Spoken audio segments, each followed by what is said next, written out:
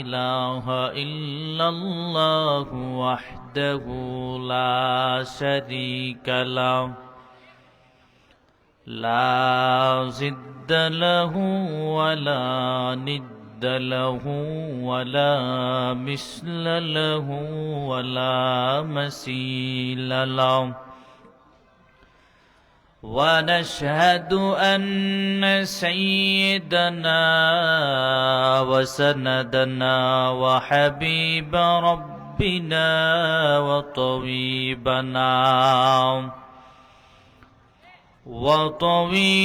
قلوبنا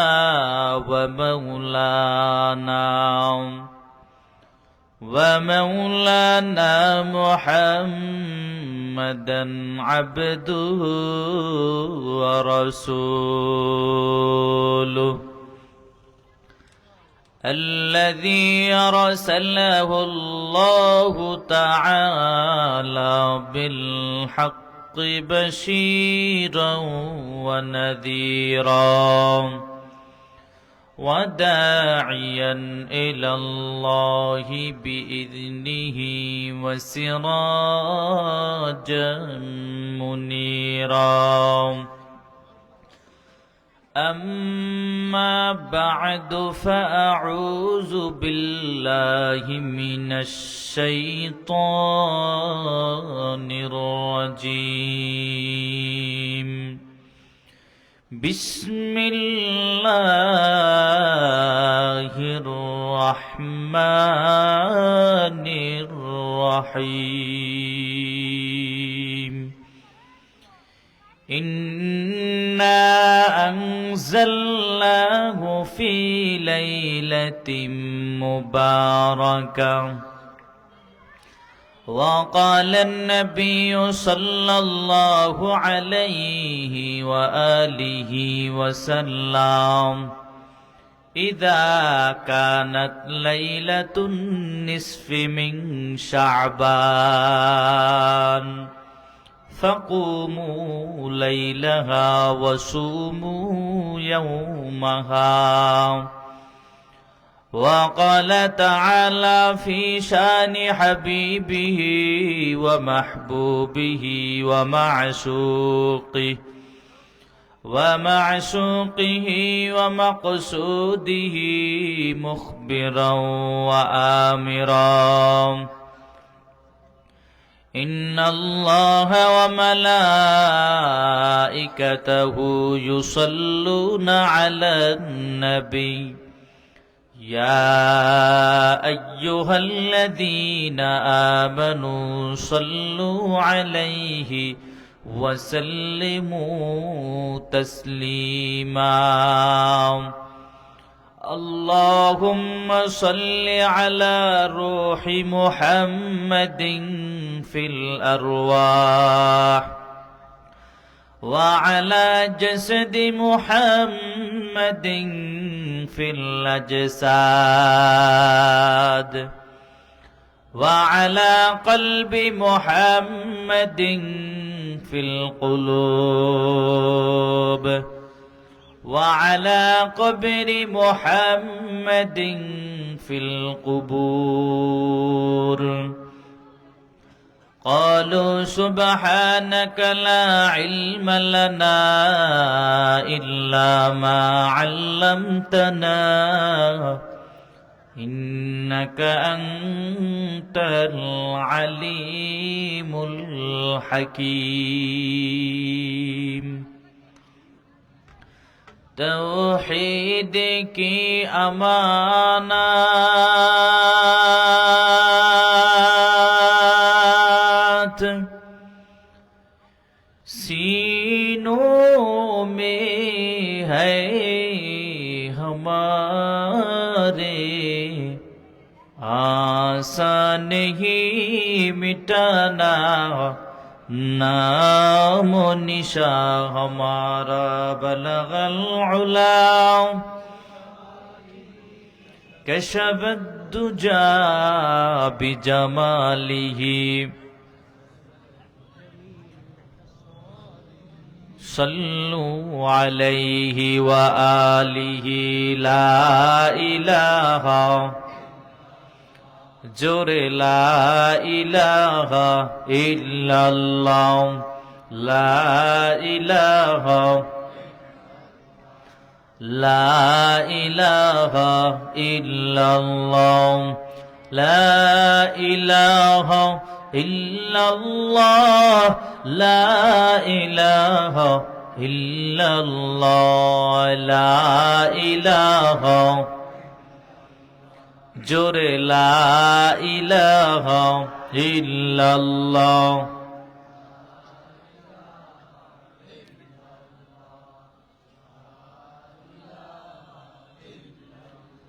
আকাশ বাতাস গায়রুল্লাহ মাজার বাজার গায়রুল্লাহ পাহাড় পর্বত গায়রুল্লাহ সিজদা করব না গায়রুল্লাহ সিজদা করব এক আল্লাহ লা ইলাহা লা ইলাহা ইল্লাল্লাহ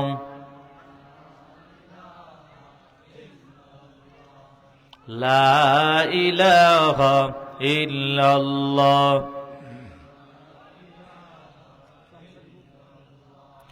হাতে করো হাতের কাম পায়ে করো পায়ের কাম জবানে শুধু বলো হে মুমিন আল্লাহ তাআলার জাতি নাম লা ইলাহা জোরে লা ইলাহা ইল্লাল্লাহ লা ইলাহা ইল্লাল্লাহ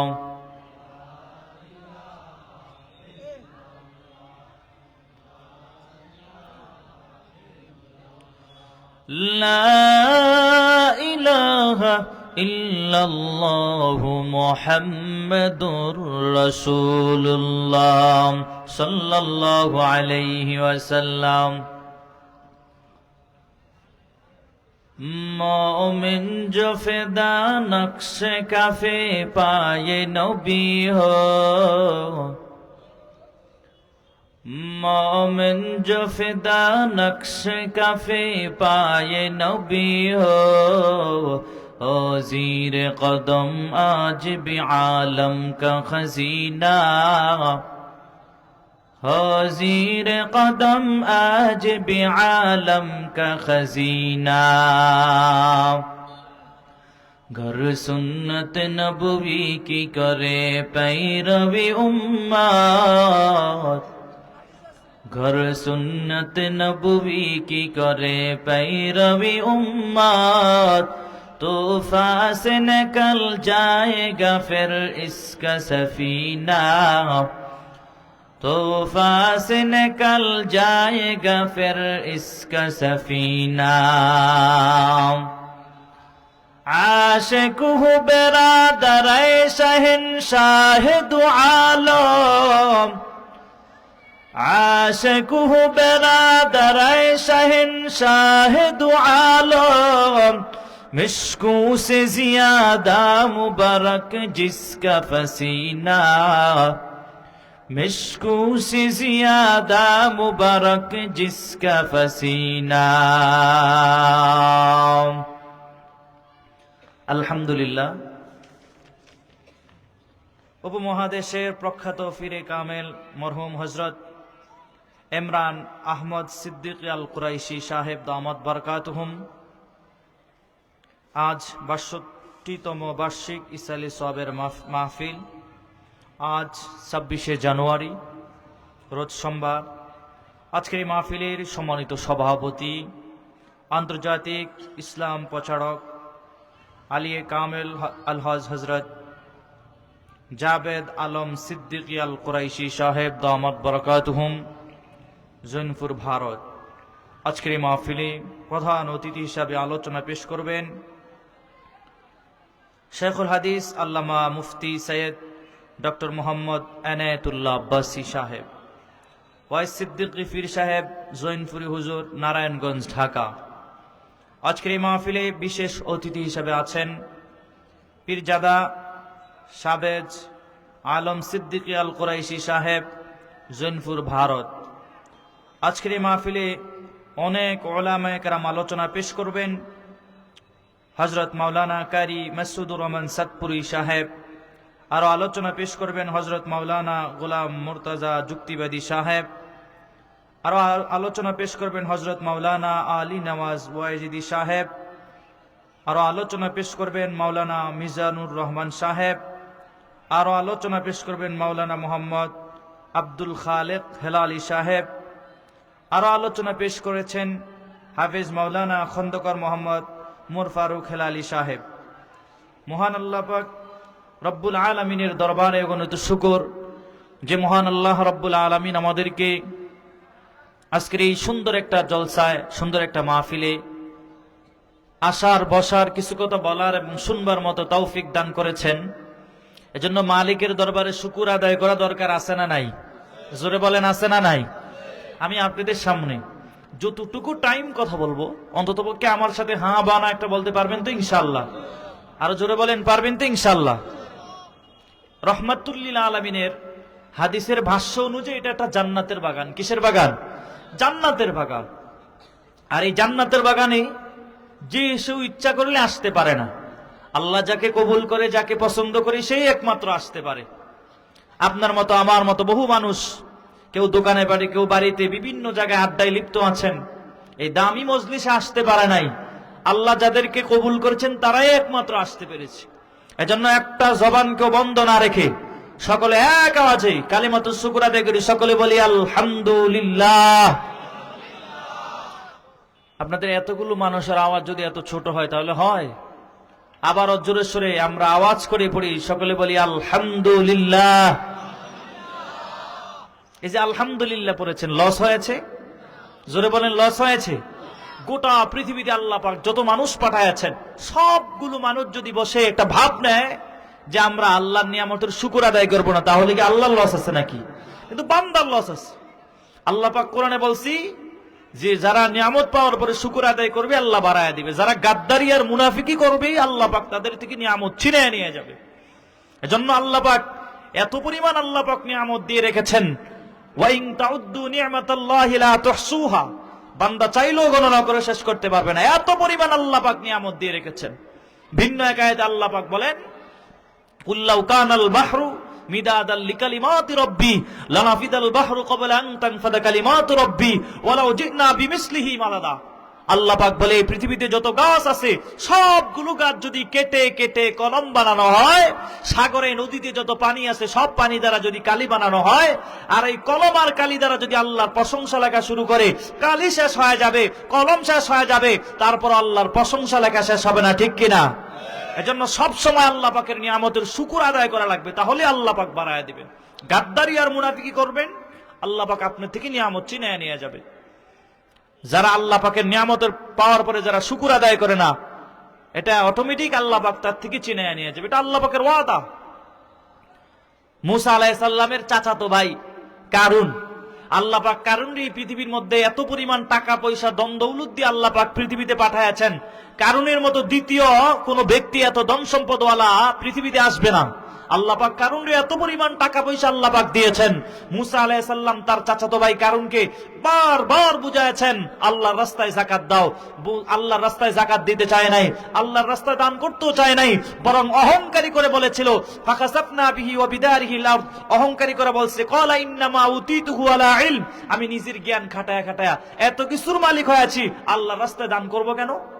একটু অহংকারী করার কারণে মুসা আলাইহিস সালাম তার প্রতি একটা বদ্দুয়া পর্যন্ত করে দিলেন, ফাকাসাফনা বিহি ওয়া বিদারিহিল আরদ, কিয়ামত পর্যন্ত সে তার মসনদ সহকারে প্রতিদিন এক বিগত করে নিচের দিকে যেতেই থাকবে, যেতেই থাকবে। কেন? একমাত্র অহংকারী করার কারণে। এখনো আপনি মিশরে গেলে দেখতে পাবেন কারুন তার মসনদ সহকারে প্রতিদিন এক বিগত করে নিচের দিকে যাইতেছে। কেন? তার এই অবনতি কেন?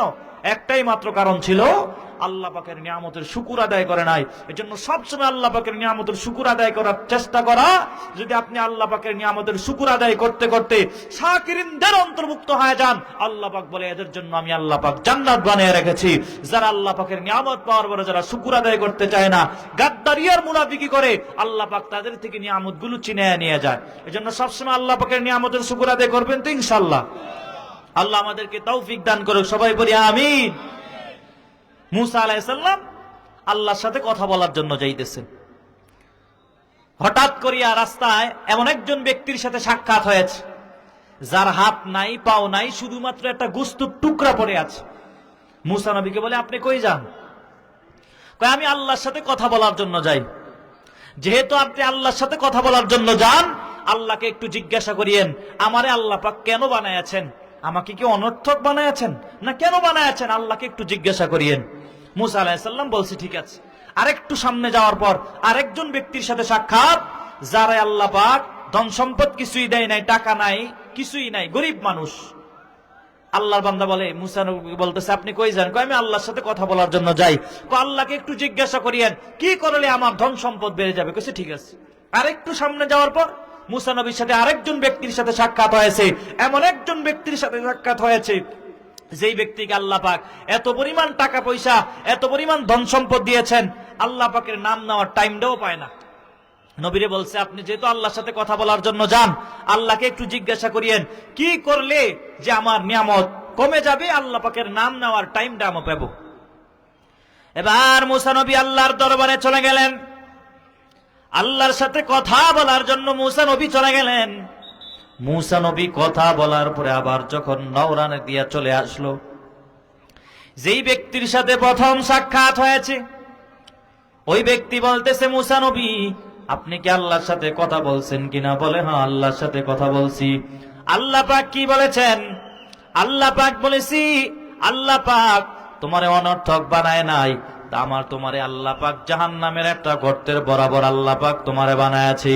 ওই ব্যক্তি শোনা মাত্র সাথে সাথে আলহামদুলিল্লাহ বলে শুকর আদায় করলেন।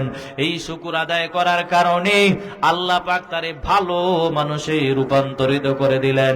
জোরে জোরে চিল্লায়া পড়েন সুবহানাল্লাহ। দ্বিতীয় আরেকজন ব্যক্তির সাথে সাক্ষাৎ হলো, যেই ব্যক্তির আল্লাহ পাক টাকা পয়সা, দম দৌলত আল্লাহ পাক কম দিয়েছেন। এ নবী, আপনি কি আল্লাহর সাথে কথা বলছেন কিনা? বলে, হ্যাঁ, আমি আল্লাহর সাথে কথা বলছি। আল্লাহ পাক কি বলছেন? আল্লাহ পাক বলেছে, আল্লাহ পাকের নিয়ামতের শুকর আদায় করা আরো বাড়ায় দেওয়ার জন্য। ওই ব্যক্তি এমনি তেলের আগুনে জ্বলে, টাকা নাই, পয়সা নাই, ঘর বাড়িটাও নাই, বরং মুসা নবীর একটা ধমক দিয়ে দিল। এই কারণে আল্লাহ পাক তাকে আল্লাহ পাক পরবর্তীতে আরো ধ্বংস করে দিলেন। তৃতীয় আরেকজন ব্যক্তির সাথে সাক্ষাৎ হয়েছে, যেই ব্যক্তিকে আল্লাহ পাক এত পরিমাণ আল্লাহ পাক ধন সম্পদ আল্লাহ পাক দিয়েছেন, ওই ব্যক্তিকে বলার পর, মুসা নবী, আপনি আল্লাহর সাথে কথা বলার পরে আল্লাহ পাক কি বলছে? আল্লাহ পাক বলছে, আল্লাহ পাকের নিয়ামতের শুকর আদায় করা কমায় দেওয়ার জন্য।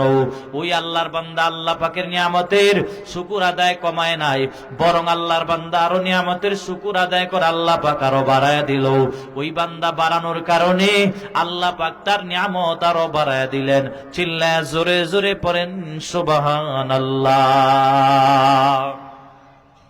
এই জন্য আল্লাহ পাকের নিয়ামত পাওয়ার পর যারা আল্লাহ পাকের নিয়ামতের শুকর আদায় করবি, আল্লাহ পাক তাদেরকে নিয়ামত বাড়ায় দিবে। যারা গাদ্দারি আর মুনাফিকি করবি, আল্লাহ পাক তাদের থেকে নিয়ামত গুলো চিনে নিয়ে যাবে। কারণ এটা আমার আল্লাহর ওয়াদা, যারা আল্লাহর নিয়ামত পাওয়ার পরে শুকর আদায় করবে, আল্লাহ বাড়ায় দিবে। যারা গাদ্দারি আর মুনাফিকি করবে, আল্লাহ পাক তাদের থেকে নিয়ামত গুলো চিনে নিয়ে যাবে। ঠিক কিনা জোরে বলেন।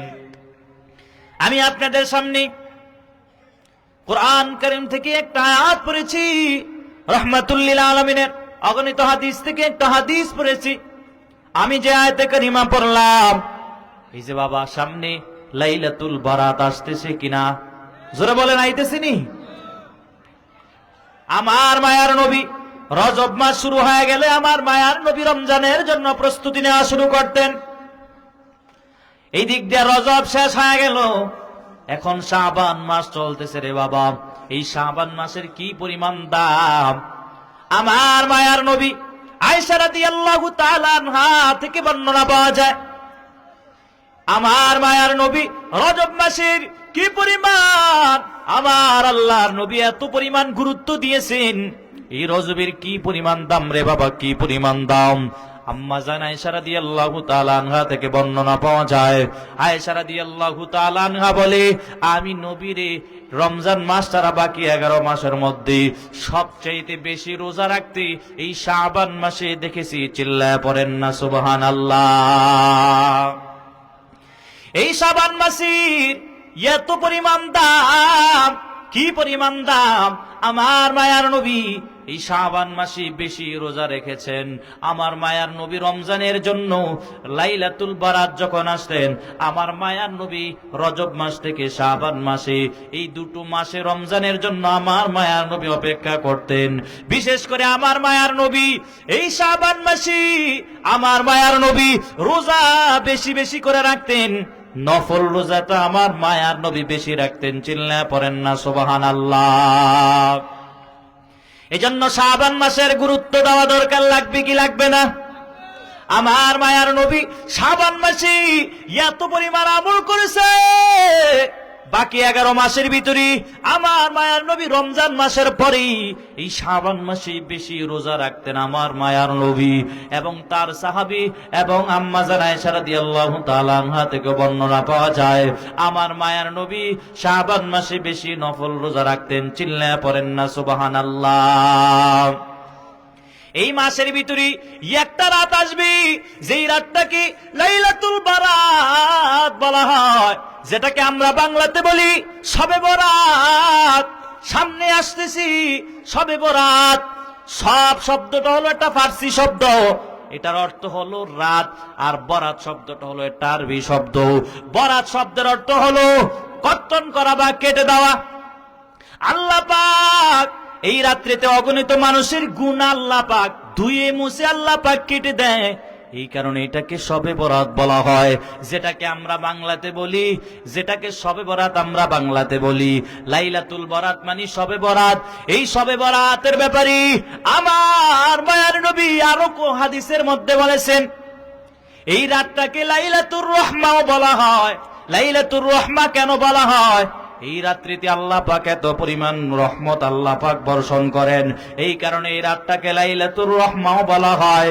এই রাতটাকে লাইলাতুল বারাকাও বলা হয়। লাইলাতুল বারাকা কেন বলা হয়? আল্লাহ পাক এই রাত্রিতে অগণিত বরকত আল্লাহ পাক নাজিল করেন, এই কারণে এই রাতটাকে লাইলাতুল বারাকাও বলা হয়। এই রাতটাকে লাইলাতুল মাগফিরাও বলা হয়। আল্লাহ পাক এই রাত্রিতে অগণিত মানুষকে আমার আল্লাহ পাক মাফ করে দিবেন, এই কারণে এই রাতটাকে লাইলাতুল মাগফিরাও বলা হয়। এই রাতটাকে লাইলাতুস সাকও বলা হয়। সাক মানে চেক। চেক একটা গুরুত্বপূর্ণ বিষয়। কোন মানুষ যদি ব্যাংক থেকে টাকাটা উত্তোলন করি, তারে টাকার একটা চেক দিয়ে দেয়, যেই চেকের ভিতরে একটা সাইন দেওয়ার কারণে 10 লাখ 5 লাখ টাকা উত্তোলন করতে পারে কি পারে না। আল্লাহর নবীর মাধ্যমে জানা দেয় এই রাতটাকে লাইলাতুস সাকও বলা হয়, মানে চেক। এই রাত্রিতে আল্লাহ পাক অগণিত মানুষকে এই রাত্রের বরকতে আল্লাহ পাক এক চেকের কারণে আল্লাহ পাক তার জীবনের সব গুনাহ খাতা আল্লাহ পাক মাফ করে দেয়। চিল্লায় পড়েন না সুবহানাল্লাহ। এই রাতটাকে নবীর ভাষা অনুযায়ী এই রাতটাকে লাইলাতুন নিসফি মিন শাবান বলা হয়, যেটা শাবান মাসের মধ্যরাত্রি। এই রাত্রির ব্যাপারে কোরআন ও হাদিস সব দ্বারাই প্রমাণিত আছে। কিন্তু একদল লোক বলবি লাইলাতুল বরাত বলতে কিছুই নাই, শবে বরাত বলতে কিছুই নাই, অথচ কোরআন দ্বারা প্রমাণিত, হাদিস দ্বারাও প্রমাণিত পাওয়া যায়। ঠিক কিনা জোরে বলেন। লাইলাতুল বরাত সম্পর্কে আল্লাহ পাক 25 নম্বর পারায় সূরাতুদ দুখান প্রথম নম্বর আয়াতের ভিতরে আল্লাহ পাক জানা দেয়, ইন্না আনজালনাহু ফি লাইলাতিন মুবারাকা। আল্লাহ পাক জানা দেয় আমি আল্লাহ পাক কোরআনকে অবতীর্ণ করেছি বরকতময় রাতে। কোন রাত্রিতে আল্লাহ পাক কোরআন অবতীর্ণ করেছেন? বরকতময় রাত্রিতে আল্লাহ পাক কোরআনকে অবতীর্ণ করেছেন। এই বরকতময় রাত্রি নিয়া অধিকাংশ উলামায়ে কেরামরা বলেছেন এই বরকতময় রাত্রি বলতে কোন রাতটাকে বোঝানো হয়েছে। অথচ আল্লাহ পাক কোরআনের ভিন্ন এক আয়াতের ভিতরে আল্লাহ পাক বলছেন ইন্না আনজালনাহু ফি লাইলাতিল কদর। আল্লাহ পাক কদরের রাতে কোরআনকে অবতীর্ণ করেছেন। অধিকাংশ উলামায়ে কেরাম বলেছে লাইলাতুল বারাতের ব্যাপারে বলে নাই। অধিকাংশ উলামায়ে কেরামরা বলেছেন এই বারাকা রাত বলতে বারাক বরকতের রাত বলতে এই যে রমজানের শেষের 10 দিন বোঝানো হয়েছে। অধিকাংশ উলামায়ে কেরামের মত আল্লাহর নবীর একজন দামি সাহাবী আব্দুল্লাহ ইবনে আব্বাস রাদিয়াল্লাহু তাআলা আনহু, আব্দুল্লাহ ইবনে আব্বাস রাদিয়াল্লাহু তাআলা আনহুর একজন সাহাবী, আব্দুল্লাহ ইবনে আব্বাস রাদিয়াল্লাহু তাআলা আনহুর একজন ছাত্র শাগরিদ, যেই ব্যক্তি সাহাবায়ে কেরামরে দেখে তারে তাবি বলা হয়, ওই ব্যক্তি বলতেছে ইকরামা রাদিয়াল্লাহু ইকরামা রাহমাতুল্লাহি আলাইহি, ইকরামা রাহমাতুল্লাহি আলাইহি বলেন লাইন্না আনজালনাহু ফি লাইলাতিন মুবারাকাহ। এই মুবারাকা দ্বারা উদ্দেশ্য হলো শবে বরাত। ঐতিহাসিক মুফাসসিরিনে কেরামরা বলেছেন যেহেতু সাহাবায়ে কেরামের একজন শাগরিদের জবান থেকে পাওয়া যায়, এই কারণে তারা বলছেন উভয় মতটাই সঠিক। এই হিসাবে এই রাতটাকে ধরা হয় লাইলাতুল বরাতের রাত্র। আল্লাহ পাক কোরআন শরীফটাকে অবতীর্ণ করলেন। জোরে চিল্লায়া পড়েন সুবহানাল্লাহ। এখন প্রশ্ন থেকে যায় আল্লাহ পাক বলছি, আল্লাহ পাক লাইলাতুল বারাত, আল্লাহ পাক সামনে আরেক আয়াতও বলছেন আমি আল্লাহ পাক কদরের রাত্রে কোরআনটাকে অবতীর্ণ করেছি। একটু বুঝার জন্য চেষ্টা করবেন রে বাবা। এই যে লাইলাতুল বারাতে আল্লাহ পাক সামনের 1 বছরে কি কি আল্লাহ পাক তারে দিবেন সবকিছু এক রাত্রিতে আমার আল্লাহ পাক সেটা বর্ণনা করে দেয়। আমার আল্লাহ পাক সেটা তার তাকদিরে লিখে দেয়। আল্লাহ পাক যখন লাইলাতুল বারাতে বলছেন আগামী সামনের বছরে কি করবি কি খাবি তার ভাগ্যে যা আছে সবকিছু লিপিবদ্ধ হয়ে যায়। আমার মায়ার নবীর কথার মাধ্যমে বোঝা যায় যেহেতু আল্লাহ পাক বলছে লাইলাতুল বারাতের কথা, আবার শবে কদরের রাতের কথাও পাওয়া যায়। যেহেতু আল্লাহ পাক লাইলাতুল বারাতে ঘোষণা দিয়েছেন, আল্লাহ পাক ঘোষণা দেওয়া মাত্রই সেটা হয়ে যায়, ঠিক কিনা জোরে বলেন। এবার আনুষ্ঠানিক ভাবে এই যে লাইলাতুল কদরে কোরআনটাকে অবতীর্ণ করা হয়, এই হিসাবে ধরা হয় লাইলাতুল বারাকার রাত্রেও আমার আল্লাহ পাক কোরআনকে অবতীর্ণ করেছেন, ঠিক কিনা। এই লাইলাতুল বারাত কোরআনও পাওয়া যায়, হাদিসের মধ্যে পাওয়া যায়। এই রাত্রিতে আল্লাহ পাক অগণিত মানুষকে আল্লাহ পাক মাফ করে দিবে। তবে শুইনা নাও 2 জন ব্যক্তি ছাড়া আল্লাহ পাক সবাইকে মাফ করে দিবেন। এই 2 জন ব্যক্তির মধ্যে 1 নম্বর হলো যারা নাকি আরেকজনের ব্যাপারে হিংসা করে। কি করে জোরে বলেন। এই 2 ব্যক্তি ছাড়া আল্লাহ পাক লাইলাতুল বারাতে আল্লাহ পাক সবাইকে মাফ করে দিবেন। 1 নম্বর যারা মুশরিক, যারা আল্লাহর সাথে কাউকে অংশীদার বানায় আল্লাহ পাক তাকে মাফ করবে নাও। 2 নম্বর হলো যারা হিংসা করে, আরেকজনের প্রতি হিংসা করে আল্লাহ পাক তাদের দোয়া আল্লাহ পাক কবুল করবে নাও।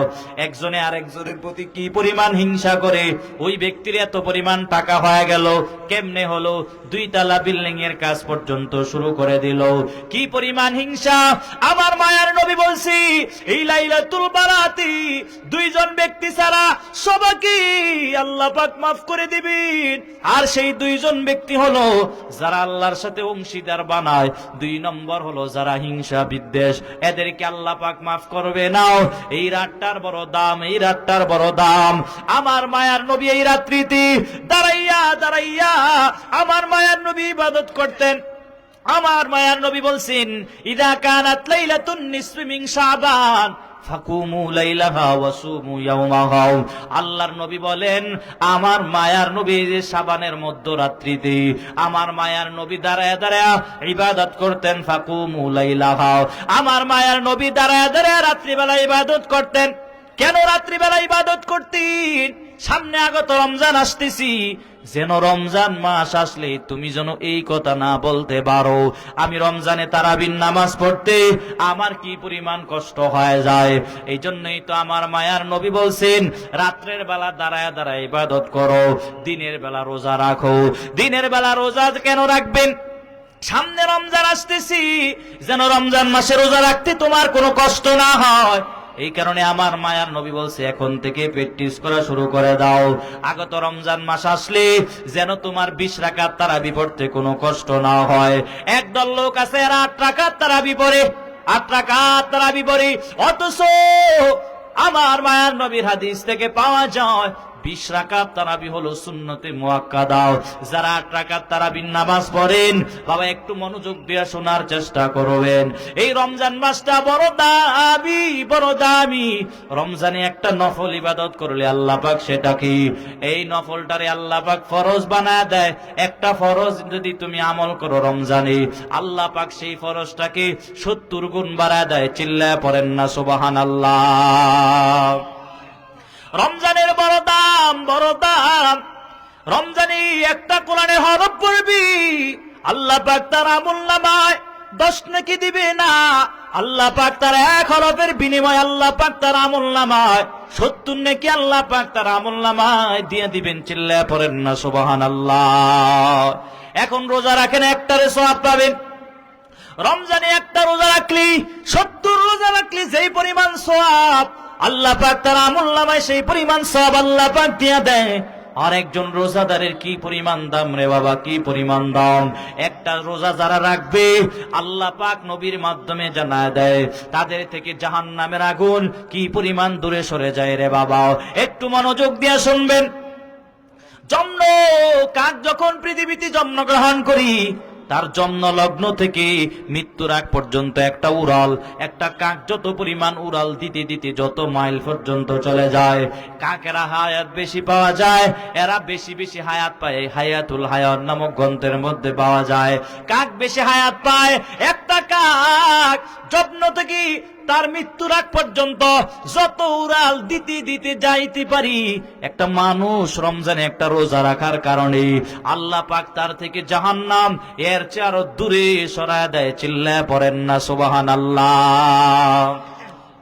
এখন যারা রমজানে রোজা রাখতে চান না, এ ভালো করিয়া শুনে নাও, এ বেরবিড়ি এলাকার মুসলমান ভালো করিয়া শুনে নাও, রমজান মাসটা বড় দামি একটা মাস।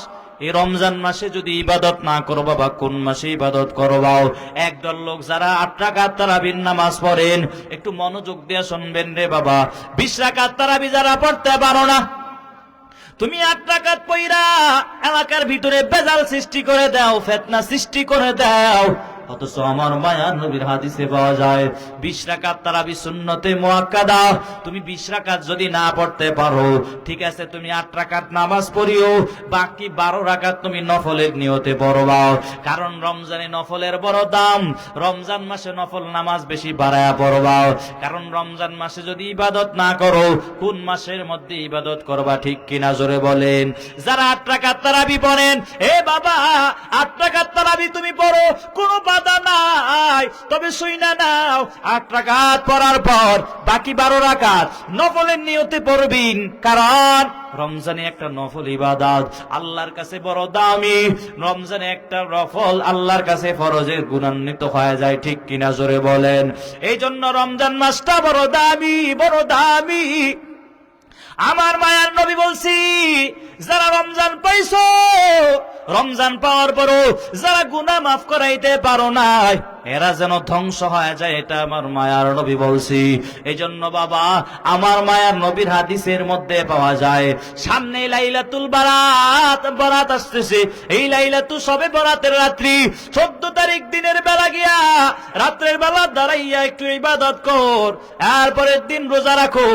এখন থেকে একটু প্র্যাকটিস যদি করতে পারো, সামনে রমজান আসতেছে, রমজানে তোমার রোজা রাখতে যেন কষ্ট না হয়, এবং তারাবির নামাজ পড়তেও যেন তোমার কষ্ট বেশি না হয়। ঠিক কিনা জোরে বলেন।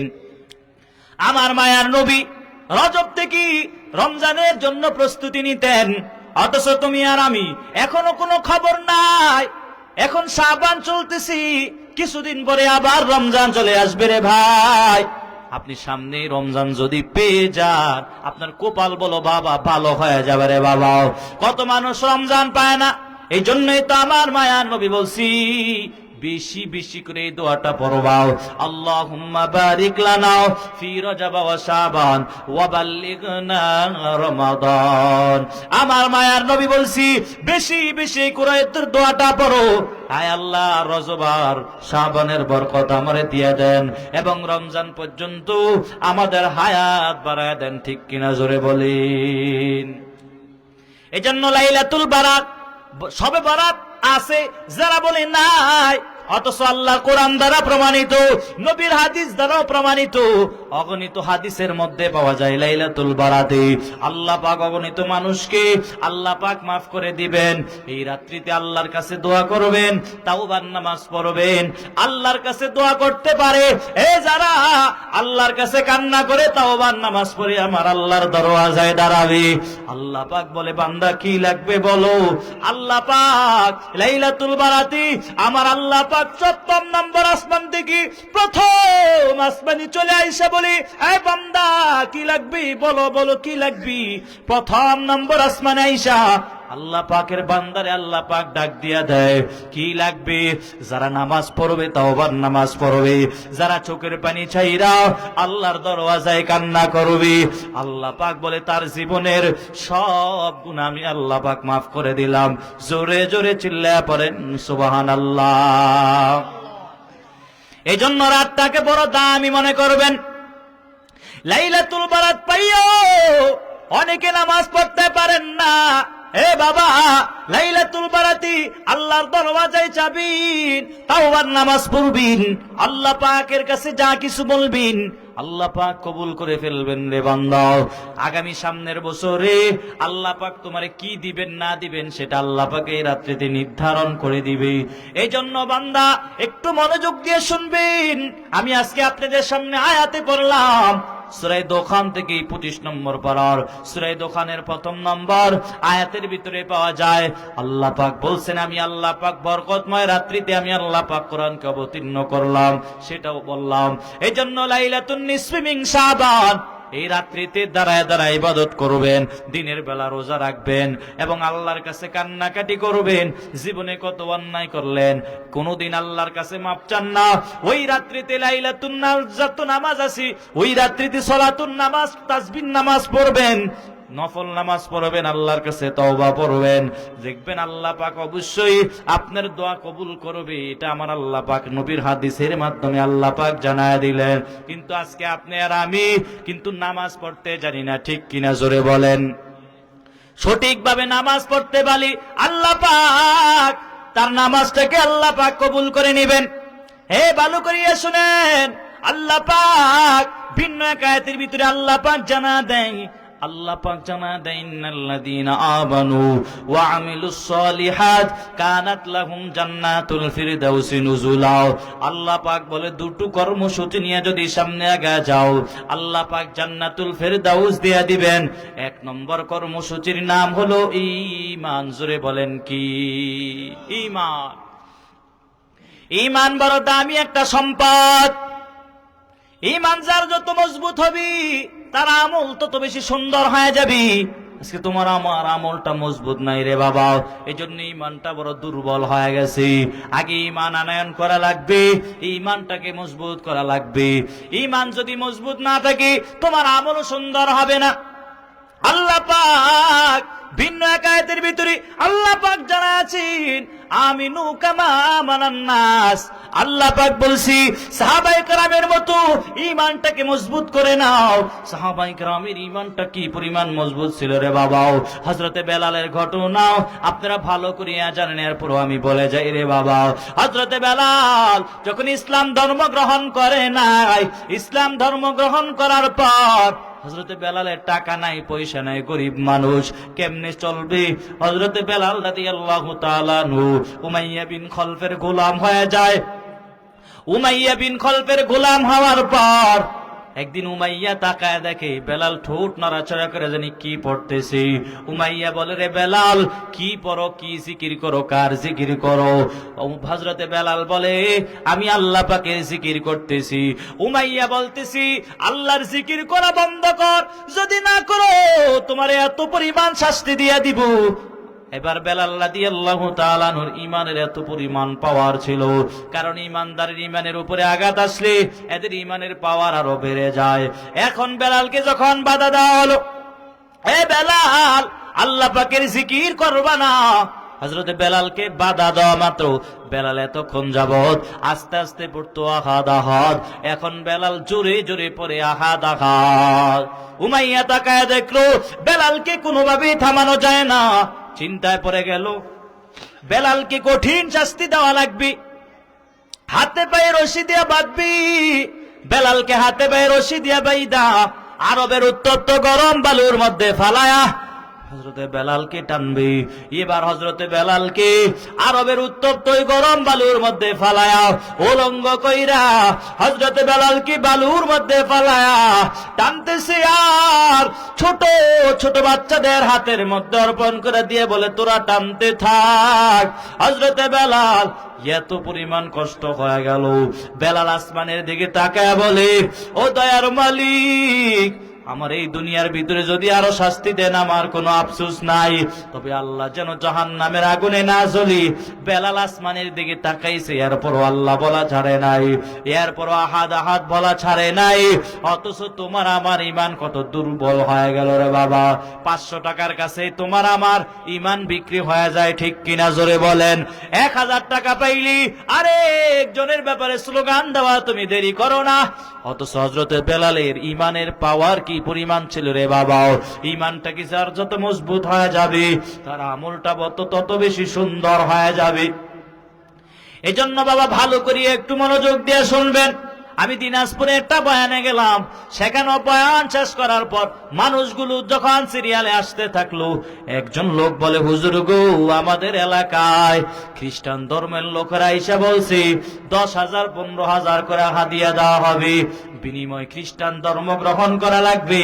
আল্লাহর কিছু বান্দারা 15,000 টাকা পাইয়া ইসলাম ধর্ম বাদ দিয়া তারা খ্রিস্টান ধর্ম গ্রহণ করে ফেলেছে। চিল্লা পড়েন না নাউজুবিল্লাহ। এদের ঈমান কি পরিমাণ দুর্বল হয়ে গেছে। আল্লাহ পাক বলছি, জান্নাত যদি পেতে চাও দুটো কর্মসূচি নিয়ে সামনে আগানো লাগবে। 1 নম্বর কর্মসূচির নাম হলো ঈমান, 2 নম্বর কর্মসূচির নাম হলো আমিলুস সলিহাত। ভালো আমল করার জন্য আল্লাহ পাক বলছি, নেক আমল করার জন্য আল্লাহ পাক বলছি। আজকে তুমি আর আমি নেক আমল করতে পারি না, পুরাই জিন্দেগির ভিতরে বদ আমল আর বদ আমল। অথচ আল্লাহ পাক বলি, আমি আল্লাহ পাক এই দুনিয়ায় সামান্য সময়ের জন্য আল্লাহ পাঠাইছি। আল্লাহ পাক বলে, আমি আল্লাহ দুটো রাস্তাও দেখায় দিয়েছি। একটা রাস্তা হলো জান্নাতের, আরেকটা রাস্তা হলো জাহান্নামের। চাইলে জান্নাতের কাতারে ঢুকতে পারো, চাইলে আবার জাহান্নামের কাতারে ঢুকতে পারো। আমি আল্লাহ পাক কোনো বাধা দিব না। তবে কাল হাসরের ময়দানে আমি আল্লাহ পাক গ্রেফতার করে যখন ফেলবো, তোমার অবস্থা বড় খারাপ হয়ে যাবে, ঠিক কিনা জোরে বলিন। আল্লাহ পাক জানা দেয়, আমি আল্লাহ পাক এই দুনিয়ায় এই মানুষগুলোকে পাঠাইলাম একমাত্র আল্লাহর ইবাদত করার জন্য। আল্লাহ পাক এই দুনিয়া পাঠাইছেন, অথচ আল্লাহ পাকের গোলামি বাদ দিয়ে আজকে বান্দারা নামাজ পড়তে পারে না। ইবাদতের মধ্যে শ্রেষ্ঠ একটা ইবাদত, অন্যতম একটা ইবাদত হলো নামাজ। আজকে তোমার আর নামাজ ঠিক নাই, নামাজ কেমনে পড়া লাগি সেটাও জানো না। অথচ নামাজ কি পরিমাণ একটা গুরুত্বপূর্ণ ইবাদত। আমার মায়ার নবীর মেরাজে আল্লাহর নবীরই আল্লাহ পাক হাদিয়া স্বরূপ 50 ওয়াক্ত নামাজ দিয়েছিলেন। 50 ওয়াক্ত নামাজ নিয়ে যখন আমার মায়ার নবী আসলেন, মুসা নবী বলছি, এই নবী গো, আপনার উম্মতেরা 50 ওয়াক্ত নামাজ পড়তে পারবে না, একটু গিয়া কমায় নিয়ে আসেন। আমার মায়ার নবী এই আল্লাহর কাছে 9 বার পর্যন্ত গেলেন। 9 বার যাওয়ার পর আল্লাহ পাক তখন সর্বশেষ 5 ওয়াক্ত নামাজ দিয়া বলছি, যাও নবী যাও, তোমার উম্মতের উপরে 50 ওয়াক্ত নামাজ দিলাম না, 5 ওয়াক্ত নামাজ দিয়ে দিলাম। এই নবী উম্মতনি জানা দাও, এরা যদি 5 ওয়াক্ত নামাজ ইহতিমাম আর গুরুত্ব সহকারে আদায় করে নেয়, 50 ওয়াক্ত নামাজ পড়লে যেই পরিমাণ সওয়াব আমি আল্লাহ পাক দিয়ে দিতাম, এই 50 ওয়াক্ত নামাজের সওয়াব আল্লাহ পাক দিয়ে দিবেন যারা 5 ওয়াক্ত নামাজ গুরুত্ব সহকারে আদায় করবে। চিল্লা পড়েন সুবহানাল্লাহ। আজকে কি নামাজ পড়েন নিজেই জানেন না, অথচ আল্লাহ পাক হাসরের ময়দানে সর্বপ্রথম নামাজের হিসাবটা নিবিরি। যার নামাজ ঠিক তার বাকি আমলগুলোও ঠিক হয়ে যাবে, আর যার নামাজ ঠিক নাই তার বাকি আমলগুলোও বাবা তারও ঠিক হয়ে যাবে। এই জন্য নামাজটাকে ঠিক করে নাও। আমার মায়ার নবী বলছি, নামাজে যখন দাঁড়াও খুশু খুশু নিয়ে নামাজে দাঁড়াও, একাগ্রতা নিয়ে নামাজের সামনে দাঁড়াও। আল্লাহর সামনে যখন দাঁড়াবে একবারে আল্লাহর সামনে একানিষ্ঠ ভাবে আল্লাহর সামনে দাঁড়ানো লাগবে। যেই নামাজের ভিতরে খুশু খুশু নাই ওই নামাজ আল্লাহর দরবারে কবুল হবে না। ভিন্ন এক আয়াতের ভিতরে পাওয়া যায় আল্লাহ পাক বলছে, ইন্নাস সালাতা তানহা আনিল ফাহশাই ওয়াল মুনকার, নিশ্চয়ই যারা নামাজ পড়বে আল্লাহ পাক তাদেরকে ফাহিশা এবং অশ্লীল কাজ থেকে আল্লাহ পাক দূরে সরায় দিবেন। এখন প্রশ্ন হলো, হুজুর আমি নামাজ পড়ার পরও গুনাহ থেকে বাঁচতে পারি না। জবাব নিয়ে নাও, তুমি যখন নামাজে দাঁড়াও, নামাজে দাঁড়ায় দাঁড়ায় দুনিয়াবি চিন্তা করো, নামাজে দাঁড়ায় দাঁড়ায় ব্যবসার হিসাব মিলাও, এই কারণে তোমার নামাজ আল্লাহর দরবারে কবুল হয় না। আল্লাহর নবী বলছে, যার নামাজটা আল্লাহর দরবারে কবুল হয়ে যাবে রে, আল্লাহ পাক অটোমেটিক তোর আল্লাহ পাক গুনাহ থেকে আল্লাহ পাক বাঁচায় দিবি। কিন্তু তুমি নামাজ কি পড়ো নিজেই জানো নাও। এজন্য নামাজটাকে শুদ্ধ করা দরকার আছে না নাই? এতছ নামাজের প্রতি গুরুত্ব নাই। আমার মায়ার নবী বলছি, নামাজের প্রতি গুরুত্ব দিয়া দাও, নামাজের প্রতি যত্নবান হয়ে যাও রে বাবা। যার নামাজ ঠিক হয়ে যাবে তার বাকি আমলগুলাও ঠিক হয়ে যাবে। সাহাবায়ে কেরামরা নামাজের প্রতি কি পরিমাণ যত্নবান ছিলেন। আমার মায়ার নবী যুদ্ধের ময়দান থেকে ফিরবি, হঠাৎ করিয়া মায়ার নবীর শরীর বড় ক্লান্ত হয়ে গেছি। সাথে ছিলেন হযরত আলী রাদিয়াল্লাহু তাআলা আনহু। নবী আলীকে ডাক দিয়ে বলেছে, আলী রে, আমার শরীরটা বড় ক্লান্ত হয়ে গেছে, একটু বিশ্রাম করার প্রয়োজন আছে। আলী বলছে, নবী গো, সামনে একটা বড় গাছ দেখা যায়, ওই গাছের নিচে আমি বসবো আর আমার রানটা বিছায় দেব। নবী গো, আপনি আমার রানের উপরে মাথা দিয়ে একটু বিশ্রাম করবেন। এই কথা শোনার পরে হযরত আলী কি পরিমাণ আনন্দিত, কি পরিমাণ খুশি হয়ে গেল। নবী তার রানের উপরে মাথা দিয়ে একটু বিশ্রাম করবেন। টাইম ছিল দুপুরের টাইম। নবীও নাস্তা খাইলেন। আলী রাদিয়াল্লাহু তাআলা আনহু নাস্তা খাওয়ার পর এবার হযরত আলী বসে গেলেন। আমার মায়ার নবী হযরত আলী রাদিয়াল্লাহু তাআলা আনহুর রানের উপরে মাথা দিয়ে বিশ্রাম করার জন্য যখন শুয়ে গেলেন, হঠাৎ করে আমার মায়ার নবীর ঘুম চলে আসলো। এদিক দিয়ে আসরের আযান হয়ে গেছি। নবীর কেমনে ঘুম থেকে জাগ্রত করবি? কারণ আল্লাহ পাক নবীর এত পরিমাণ, আল্লাহ পাক নবীর এত পরিমাণ সম্মান দিয়েছেন। আল্লাহ পাক কুরআনুল কারীমের ভিতরে নবীর আল্লাহ পাক যত জায়গায় আল্লাহ পাক নবীর ডাক দিয়েছেন, সব জায়গায় আল্লাহ পাক লকব লাগায় লাগায় আল্লাহ পাক ডাক দিয়েছেন, কোথায় নাম ধরে ডাক দেয় নাই। এই কারণে আলী চিন্তায় পড়ে গেল, আমি নবীর কেমনে ঘুম থেকে জাগ্রত করব। আলী বড় পেরেশান হয়ে গেছি। অপরদিকে তাকায় দেখি সূর্য ডুবা ডুবা বাপ। আসরের নামাজ নবীও পড়তে পারে নাই, আলী রাদিয়াল্লাহু তাআলা আনহু পড়তে পারে নাই। সূর্য ডুবা ডুবা বাপ। আলী রাদিয়াল্লাহু তাআলা আনহু বড় টেনশন আর পেরেশানে পড়ে গেল।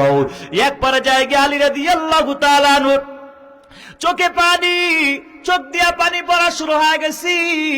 এক পর্যায়ে গিয়া আলী রাদিয়াল্লাহু তাআলা আনহুর চোখের পানি রাহমাতুল লিল আলামিনের চেহারা মুবারকের মধ্যে পড়ে গেল। আমার মায়ার নবী ঘুম থেকে জাগ্রত হয়ে দেখে আলীর চোখে পানি। কি ব্যাপার, কি ব্যাপার? আলী রে, তোমার চোখে পানি দেখা যায়। আলী বলতে চায় না। নবী অনেকবার বলার পরে বলে, নবী গো, একটু পশ্চিম দিকে তাকায় দেখেন, সূর্যটা ডুবে গেছে। নবী গো, এখনো পর্যন্ত আসরের নামাজ পড়তে পারি নাই। আমার নবী ডাক দিয়ে বলে, রে আলী, চিন্তার কোনো কারণ নাই, আমি একজন পয়গম্বর, আমি একজন রাসূল, আমার কি পরিমাণ মুজিজা আছে। তাকা দেখ, তাকা দেখ। আমার মায়ার নবী সাদা আঙ্গুল দ্বারা সূর্যের দিকে ইশারা করে বলেন, সূর্য 4টা বাজে যেই জায়গায় ছিলা, আমার মায়ার নবী শাহাদাত আঙ্গুল দ্বারা ইশারা করা মাত্র সূর্য আবার আপন জায়গায় চলে আসছে। নবীও নামাজ পড়লেন, আলী রাদিয়াল্লাহু তাআলা আনহু নামাজ পড়লেন। জোরে জোরে চিল্লায়া পড়েন সুবহানাল্লাহ। এই ঘটনাটা কেন বললাম ভাই, একটু মনোযোগ দিয়ে শুনবেন।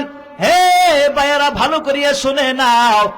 হযরতে আল্লাহর নবীর সাহাবী হযরত আলী রাদিয়াল্লাহু তাআলা আনহু কি পরিমাণ পেরেশান হয়ে গেছে, তার থেকে এক ওয়াক্ত নামাজ চলে যায়, কেমন পেরেশান হয়ে গেল।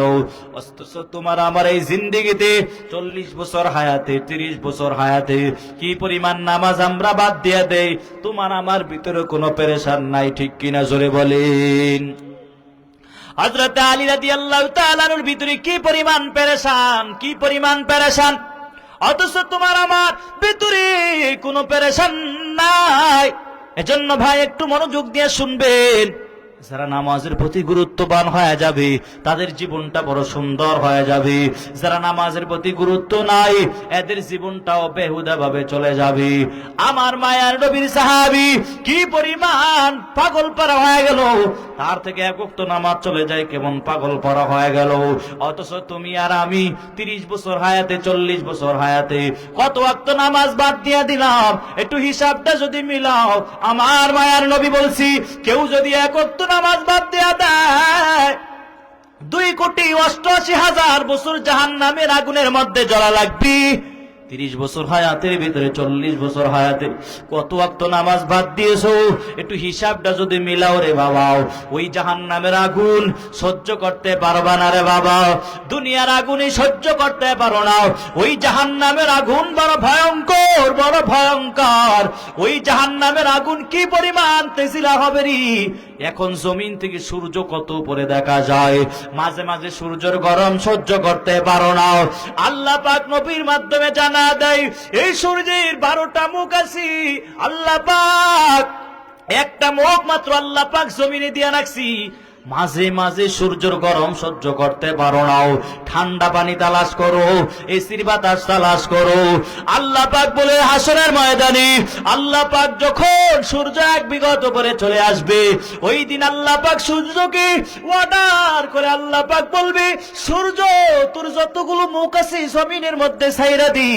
জমিনের মধ্যে ছাড়া মাত্র আল্লাহর বান্দারা যারা ঠিক মতো নামাজ পড়ে নাই, যারা শুধু আল্লাহর অবাধ্য করেছে, এদের মাথার মগজগুলো বাতের মারার মতো টকবক করে শুধু পড়তেই থাকবে। এই বান্দা কবরের চিন্তা একটু ভিতরে ঢুকাও। এই দুনিয়ায় কিছুই না রে ভাই, এই দুনিয়া হলো সামান্য সময়, একটা মুসাফির জিন্দেগি রে বাবা। দুনিয়ায় 50 বছর 60 বছর হায়াত পাইলে তুমি কত সুন্দর সুন্দর বাড়ি বানাও, এত কিছু কেমনে করো, অথচ কবরের জিন্দেগির কোনো টেনশন নাই, ওই হাসরের ময়দানের কোনো চিন্তা নাই, ওই জান্নাতের কোনো চিন্তা তোমার ভিতরে নাই রে বাবা। কবরের জিন্দেগিতে কত 100 বছর তোমার থাকা লাগবে, ওই কবরের চিন্তা তোমার ভিতরে নাই। একটু ভালো করিয়া শোনার চেষ্টা করো রে ভাই। আজকের এই মাহফিল থেকে শুনে যাও, এই পেরপেড়ি এলাকার একজন মানুষের ইন্তেকাল যদি হয়ে যায়, সবাই তার বাড়ি যাবে, এক নজর সবাই তারে দেখার জন্য সবাই তার বাড়ি চলে যাবে, গিয়ে এক নজর সবাই দেখি চলে আসবি। এখন আর কেউ বলবে না আব্দুল করিম, সবাই বলবি দ্রুত করিয়া লাশটারে দাফন কর। তোমার এত দামি দামি বাড়ি, কেউ বলবে না একটু বাড়ি ঘরে নিয়ে শোয় রাখো, সবাই বলবে তারে দ্রুত মাটি দাও, সবাই বলবে তাকে দ্রুত মাটি দাও। এখন আর কেউ নাম ধরেও ডাকবে না, সবাই একটাই নামে ডাকবি, লাশটারি তাড়াতাড়ি দাফন করার ব্যবস্থা করে নাও। তোমার ইন্তেকাল হয়ে যাওয়ার পর একদল লোক চলে যাবে বাজারে, কাপড় কেনার জন্য চলে যাবে।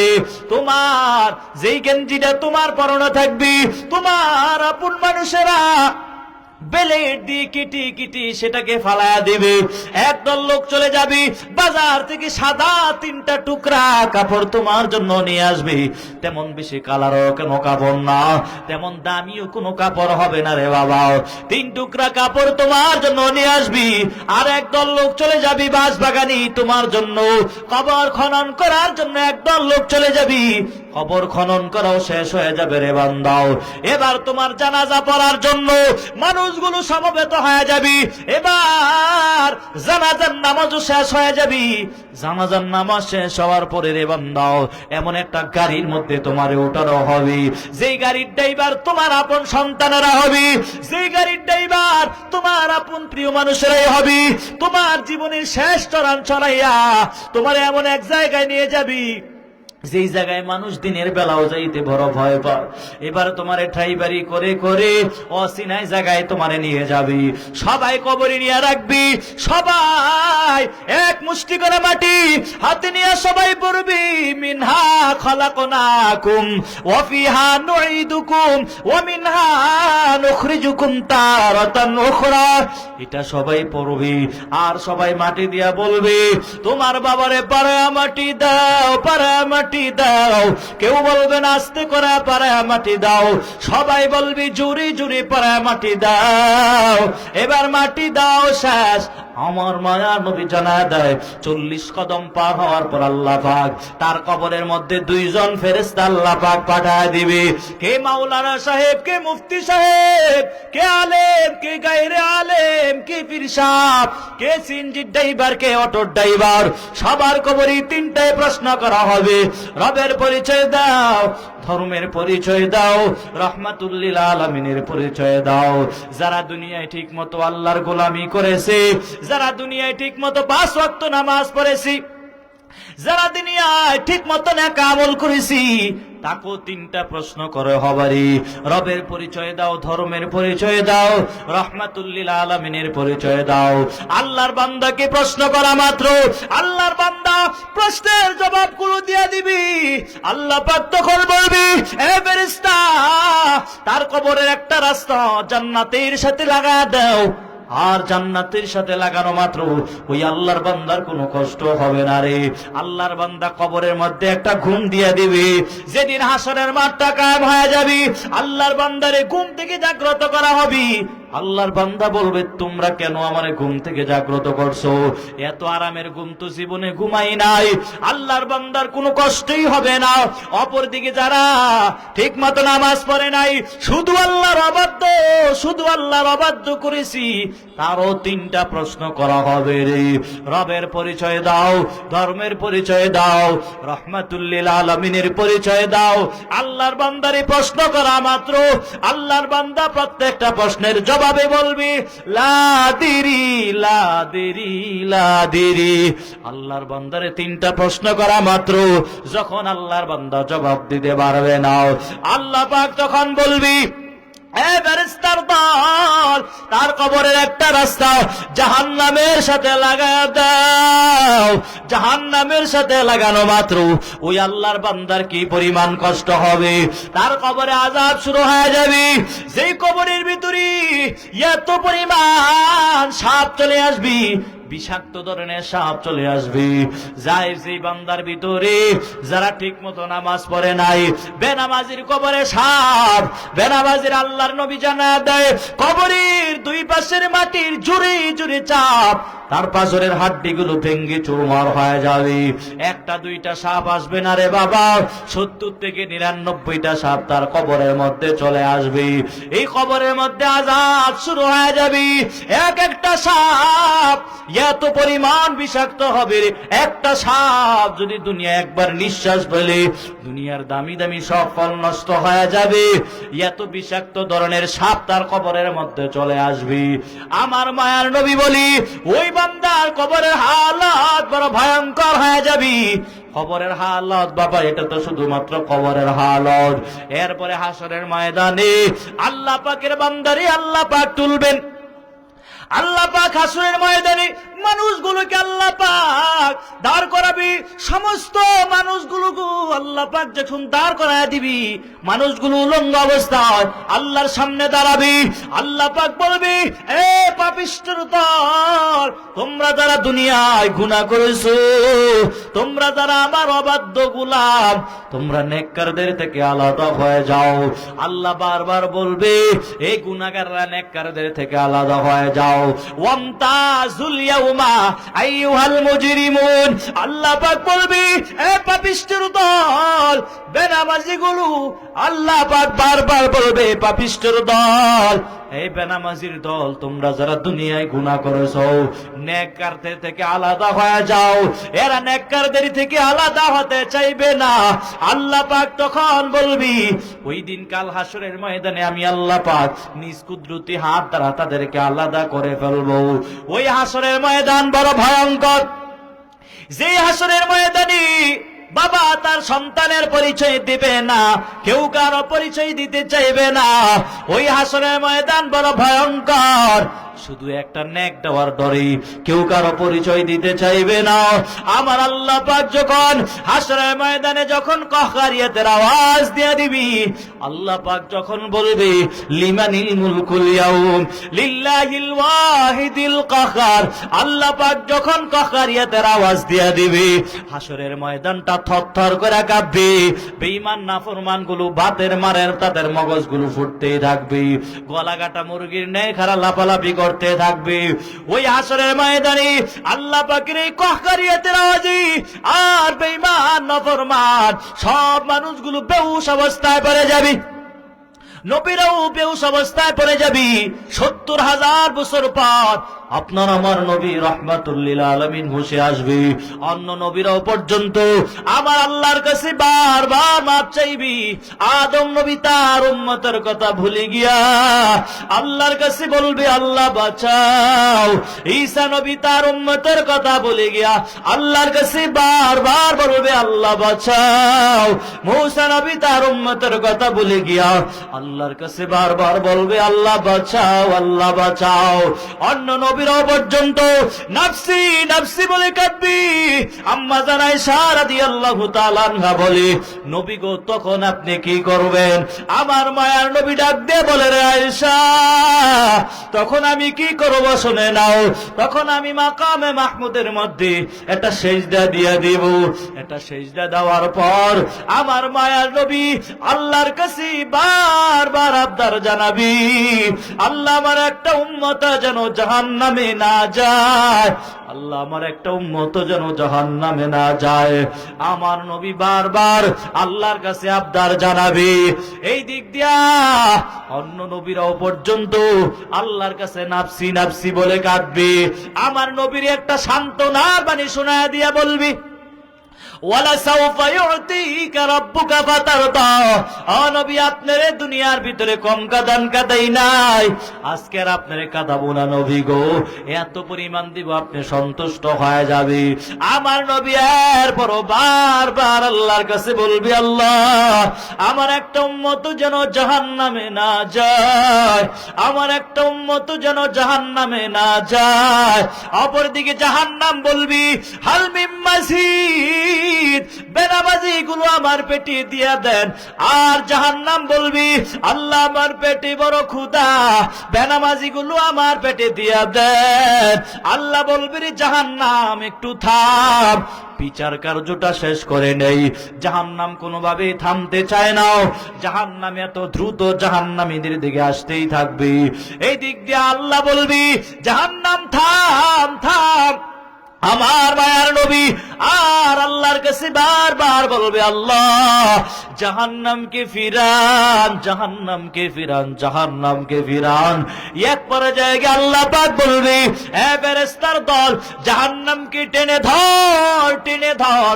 ৭০,০০০ শেকল দিও, তারপরও জাহান্নামকে টেনে ধরে রাখতে পারে না। এত দ্রুত জাহান্নামীদের দিকে জাহান্নাম আসতেই থাকবে। আমার আল্লাহ বলবে, জাহান্নামকে টেনে ধর, টেনে ধর। আমার নবী বারবার বলবে, আল্লাহ জাহান্নামকে ফিরান, জাহান্নামকে ফিরান।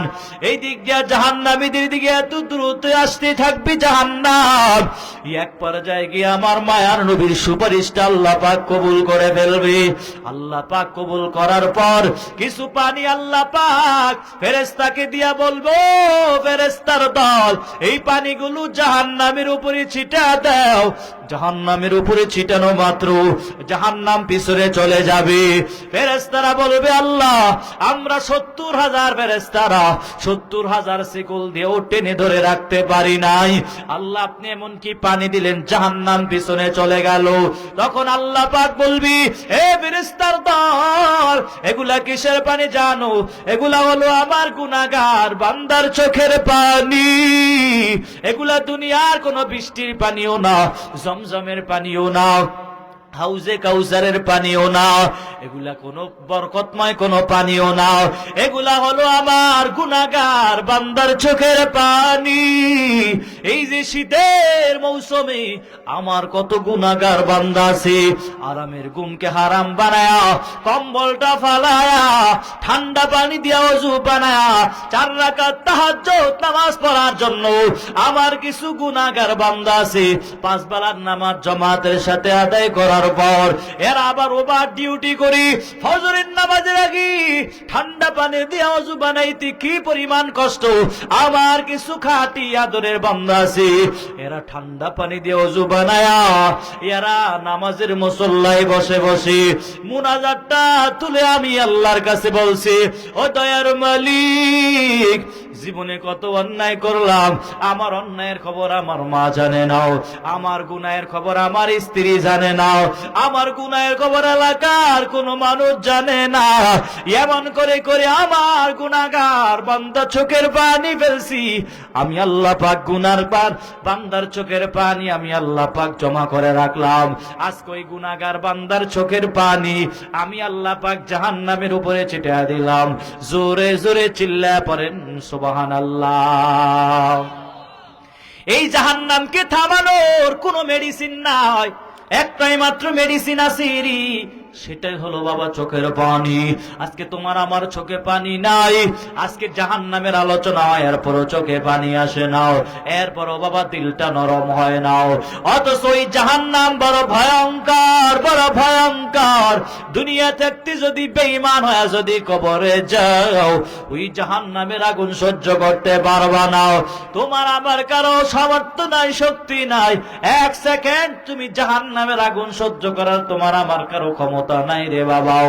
এজন্য তুমি আল্লাহর দরওয়াজায় কান্না করো, আমি আল্লাহর কাছে মাপ চাও। আল্লাহ জীবনে কত অন্যায় করলাম, নিজের গুনার দিকে চাইলে জাহান্নামের আসামি ছাড়া উপায় নাই। আল্লাহ পাক জানায় দেয়, এরপরও বান্দা হতাশ হও না। আমি আল্লাহ পাক একটা ঘোষণাও দিয়া দিলাম, তুমি যদি গুনাহ করতে করতে পাহাড় সমতুল্য পরিমাণও যদি হয়ে যায় এরপরও বান্দা তুমি হতাশ হও না। আমি আল্লাহ পাক একটা সান্ত্বনার বাণীও শোনায় দিলাম। আল্লাহ পাক জানায় দেয়, লা তাকুনাতু মির রাহমাতিল্লাহ। আল্লাহ পাক জানায় দেয়, এই বান্দারা তোমরা গুনাহ করতে করতে সাগর ফেনা সমতুল্য পরিমাণও যদি হয়ে যায় এরপরও যদি একবার আমি আল্লাহর দরওয়াজায় আইসা যদি একবার আল্লাহ বলে ডাক দাও, আমি আল্লাহ পাক সাথে সাথে তোর জীবনের সব গুনাহ আমি আল্লাহ পাক মাফ করে দেই। জোরে জোরে চিল্লা পড়ো সুবহানাল্লাহ। এজন্য জাহান্নামের আগুন থেকে বাঁচা লাগবে কি লাগবে না? শোনে নাও, আজকে জাহান্নামের ভয় তোমার ভিতরে নয়, আল্লাহর তাকওয়া ভিতরে ঢুকায় নাও রে বান্দাও। জাহান্নামী হয়ে যদি কবরে যাও ওই জাহান্নামের আগুন বড় ভয়ঙ্কর হয়ে যাবে। একটু চিন্তা করেন ভাই, জাহান্নামী হয়ে যদি কবরে যাও তোমার আমার অবস্থা বড় খারাপ হয়ে যাবে। যত আল্লাহওয়ালারা হয়েছে শেষ রাতে কান্না করে করে এরা আল্লাহওয়ালা হয়েছে, যত গুনাহগার হয়েছে এরা গুনাহ করতে করতে এরা গুনাহগার হয়েছে, ঠিক কিনা? যত আল্লাহর ওলি হইল শেষ রাতে কান্দিয়া, যত গুনাহগার হইল গুনাহ করিয়া, আদর করিয়া মানুষ আল্লাহ বানায়া, কেমনে দিবা জাহান্নামে ফালাইয়া, কেমনে দিবা জাহান্নামে ফালাইয়া। তুমি যদি মাফ না করো মাওলা বান্দারে, বলো তোমার বান্দার কি উপায় হবে, বলো তোমার বান্দার কি উপায় হবে। সকল রাজা হইতে মাওলা ফিরিয়া, তোমারও দরজায় রইলাম পড়িয়া, তোমারও দরজায় রইলাম পড়িয়া। আদর করিয়া মানুষ আল্লাহ বানায়া, কেমনে দিবা জাহান্নামে ফালাইয়া, কেমনে দিবা জাহান্নামে ফালাইয়া। জাহান্নামের আগুন থেকে বাঁচতে চান তো ইনশাআল্লাহ? কে কে জাহান্নামের আগুন থেকে বাঁচতে চান হাতটা তুলে দেন। আয় রাব্বুল আলামিন, আল্লাহ, আয় আল্লাহ, আপনার আদরের বান্দার আল্লাহ এরা জাহান্নামের আগুন থেকে বাঁচতে চায়। আয় আল্লাহ, তাদেরকে 5 ওয়াক্ত নামাজ জামাতের সাথে ইহতিমামের সাথে আদায় করার তৌফিক দিয়া দেন রে আল্লাহ। আয় আল্লাহ, গুনাহমুক্ত জিন্দেগি গঠন করার তৌফিক দান করেন, সবাই পড়ি আমিন। তবে জাহান্নামের আগুন থেকে বাঁচতে হলে একটাই মাত্র মেডিসিন, সেটা হলো বাবা চোখের পানি। আজকে তোমার আমার চোখে পানি নাই, যতই জাহান্নামের আলোচনা হয় এরপরও বান্দার চোখে পানি আসতে চায় না। কেন রে বান্দা এই হালত? বলা হয় গুনাহ করতে করতে কলবটা এত পরিমাণ শক্ত হয়ে গেছে। এজন্য দিলটা নরম করার চেষ্টা করো, নামাজের প্রতি ধাবিত হয়ে যাও। আল্লাহ পাক এই দুনিয়ায় আল্লাহ পাক সামান্য সময়ের জন্য আল্লাহ পাক পাঠায়েছেন। এই দুনিয়া থেকে একদিন সবার এই দুনিয়া থেকে বিদায় হওয়াই লাগবে রে বান্দাও। আল্লাহ পাক ভিন্ন এক আয়াতের ভিতরে আল্লাহ পাক জানায়েছেন, কুল্লু নাফসিন যায়কাতুল মাউত। আল্লাহ পাক বলছি এই দুনিয়ার ভিতরে যত প্রাণী আছে সব প্রাণীর একদিন না একদিন মৃত্যুর স্বাদ আস্বাদন করাই লাগবে। এখন কিন্তু মানুষের মরা বেশি হইতেছে, প্রত্যেকটা এলাকায় এত পরিমাণ মানুষের ইন্তেকাল হয়, এরপরও মানুষ ভয় পায় না, ঠিক কিনা জোরে বলেন। আল্লাহ পাক বলছি এই দুনিয়ায় যত মানুষ আছি একদিন আমার দরওয়াজায় আসা লাগবে, মৃত্যুর স্বাদ আস্বাদন করাই লাগবে রে বান্দা। ভিন্ন এক আয়াতের ভিতরে আল্লাহ পাক জানায় দেয়, কুল ইন্নাল মাউতাল্লাযী তাফিররুনা মিনহু ফাইন্নাহু মুলাকিকুম। আল্লাহ পাক জানায় দেয়, মৃত্যু থেকে তুমি যতই পলায়ন করবা রে বান্দা, মৃত্যু তোমারে খুঁজে খুঁজে সে নিজেই তোমার সাথে মোলাকাত করে ফেলবে। মৃত্যু থেকে পলায়ন করতে পারবা না, একদিন তোমার মৃত্যু বরণ করাই লাগবে, ঠিক কিনা? আরেক ভিন্ন আয়াতে আল্লাহ পাক বলেন, আইনামা তাকুনু ইউদরিকুমুল মাউতু ওয়ালাউ কুনতুম ফি বুরুজিম মুশাইয়াদা। আল্লাহ পাক বলছি চতুর্পাশে দেওয়াল দিয়া যদি একটা ঘর বানাও, এমন উঁচা করে যদি একটা ঘর বানাও, চতুর্পাশ দিয়ে তোমারে কেউ দেখতে পায় না, উপরের দিক দিয়েও তোমারে কেউ দেখতে পায় না, সেই বিল্ডিং এর কোনো ছিদ্র নাই। আল্লাহ পাক বলি এরপরও ইউদরিকুমুল মাউত, তুমি যেই জায়গায় আশ্রয় নাও এরপরও মৃত্যু তোমারে গ্রাস করে ফেলবে রে বান্দাও, পালানোর কোনো সুযোগ নাই, ঠিক কিনা জোরে বলেন। এজন্য মৃত্যুর চিন্তায় তো ভিতরে ঢুকা নাও। 50 বছর হয়ে গেছি এরপরও বান্দা গুনাহ থেকে বাঁচতে পারে না। বুড়া মুরব্বী চাচা দাড়িগুলো পেকে গেছে, এরপরও বিড়ি টানা ছাড়তে পারে না। এরপরও দোকানে বৈশা আরেকজনের সমালোচনা করে, এমন সমাজে লোক আছে না? না, অবস্থা বড় খারাপ। বুড়া মুরব্বী চাচা একটা বিড়ির অর্ডার দিয়ে দেয়, একটা চায়ের অর্ডার দিয়ে এবার টান দেয়, আর অমুক বাড়ির এইজন ভালো না, অমুক বাড়ির এইজন ভালো না। সমাজে এমন মুরব্বী চাচা আছে না না, অথচ গীবত কি মারাত্মক একটা গুনাহ। এই সমালোচনা যারা করো, শুনে নাও আমার নবী বলছি, যারা গীবত করো, গীবত কি পরিমাণ একটা মারাত্মক গুনাহ রে বাবা। আল গীবাতু আসাদ্দু মিনাজ জিনা, জিনার চাইতো একটা মারাত্মক একটা গুনাহ। এই আরেকজনের ব্যাপারে সমালোচনা করা। হক কিন্তু দুই প্রকার, একটা হলো আল্লাহর হক আর একটা হলো বান্দার হক। বান্দার হকের ভিতরে এটাও আছে, কেউ যদি কারো ব্যাপারে সমালোচনা করে, এই সমালোচনা যার ব্যাপারে করেছো, যেই মানুষের ব্যাপারে তুমি সমালোচনা করেছো, ওই মানুষের কাছে যতদিন পর্যন্ত তুমি মাফ না চাইবা, আমার আল্লাহ পাকও তোমারে মাফ করবে না। এজন্য গীবত যারা বলো, সাবধান হয়ে যাও, সাবধান হয়ে যাও। কেউ যদি আপন মরা ভাইয়ের গোশত খেতে চাও, সেজন্য গীবত বলে। এজন্য গীবত কি পরিমাণ এটা মারাত্মক গুনাহ। যেই বান্দার ব্যাপারে গীবত বলেছো, এর যত গুনাহ আছে আল্লাহ পাক তোমার আমলনামায়, সমস্ত গুনাহগুলো আল্লাহ পাক তোমার আমলনামায় দিয়ে দিবে।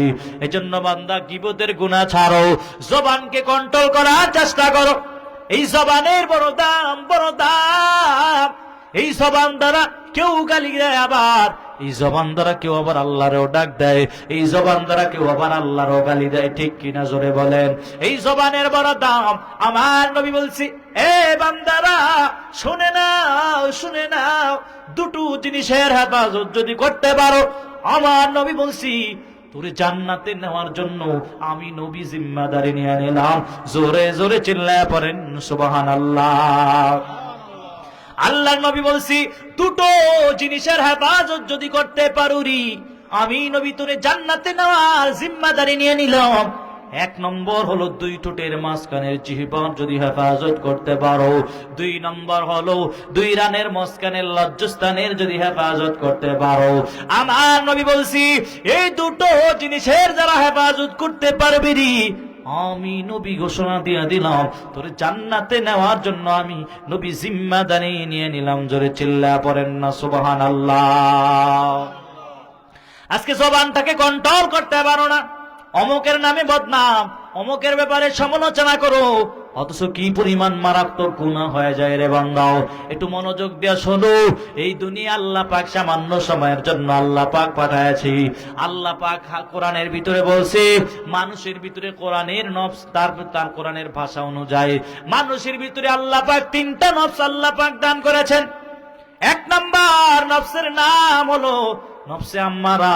আল্লাহ পাক 13 নম্বর পর আল্লাহ পাক জানায় দেয়, ওয়া মা উবাররিউ নাফসি ইন্নান নাফসা লাআম্মারাতুম বিসসু ইল্লা মা রাহিমা রাব্বি। এক নম্বর নফসের নাম হলো নফসে আম্মারা।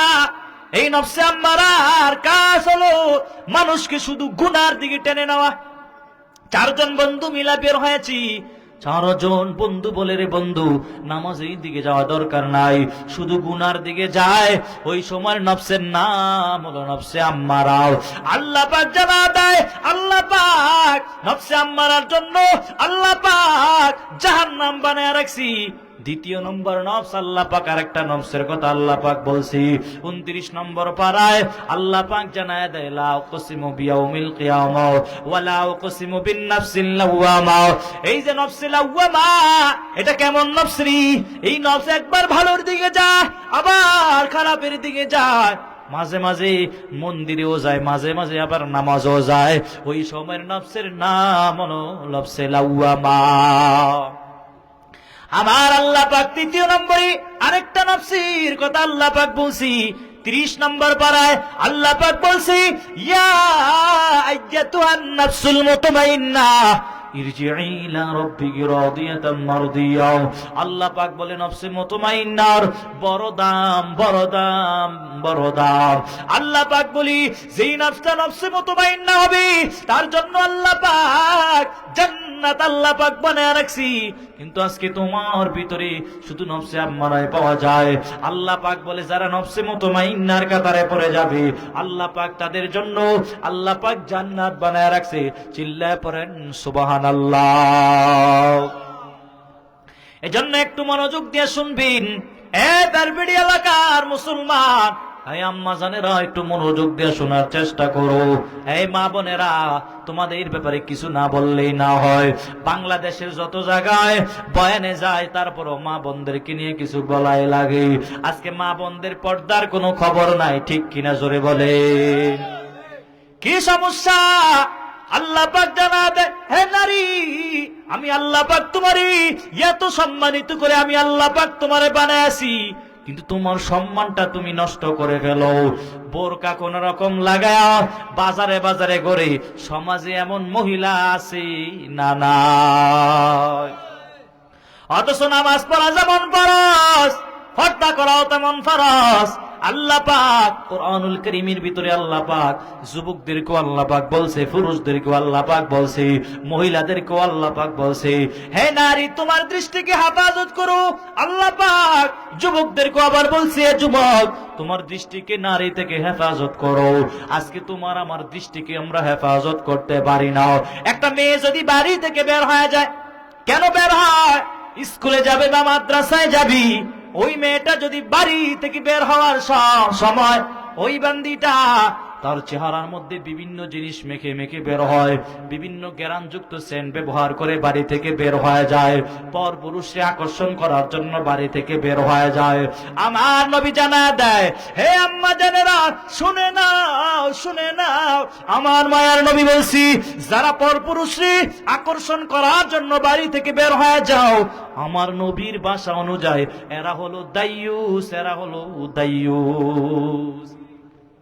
আল্লাহর নবী বলছি, ইয়ার মা ও দাইয়ুস, ইয়ার বাবা ও দাইয়ুস, আর দাইয়ুসের ঠিকানা হবে ওয়া মাওয়াহুম জাহান্নাম। আয় আম্মা জানেরা, ভালো করিয়া শুনে নাও।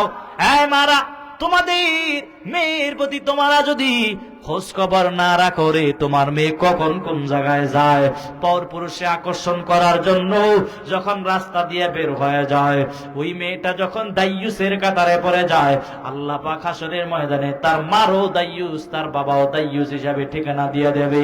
এদের ঠিকানা হয়ে যাবে জাহান্নাম। চিল্লা পড়েন নাউজুবিল্লাহ। এ মা বোনেরা, শুনে নাও, শুনে নাও। পাকিস্তানের একটা ঘটনা আমি আপনাদেরকে শোনা যায়। তারিক জামিল সাহেবের একটা কিতাবের মধ্যে আমি পড়লাম, পাওয়া যায় আল্লাহর এক বান্দি এত পরিমাণ সুন্দরী, এত পরিমাণ সুন্দর, পুরা এলাকার সমস্ত যুবকেরা ওই মেয়ের জন্য পাগল ছিল। ওই মেয়েটা আল্লাহর ইবাদত কোনটাই বাদ দেয় নাই, 5 ওয়াক্ত নামাজও সুন্দর মতো আদায় করত। আল্লাহর বান্দির হঠাৎ করে মৃত্যু হয়ে যায়, আল্লাহর বান্দির কবর দেওয়া শেষ হয়ে গেল। হঠাৎ করে একদিন তার কবরের পাশ দিয়ে এক আল্লাহর বান্দা হেঁটে হেঁটে যায়। হঠাৎ থেকে তার কবরের ভিতর থেকে আওয়াজ, আমি মরি নাই, আমারে বাঁচাও। কি ব্যাপার? এমন অদ্ভুত শব্দ শোনা যায়। আল্লাহর বান্দা বাড়িতে নিয়ে খোঁজ খবর নিল, এটা কার কবর? বলে অমুকের মেয়ের কবর।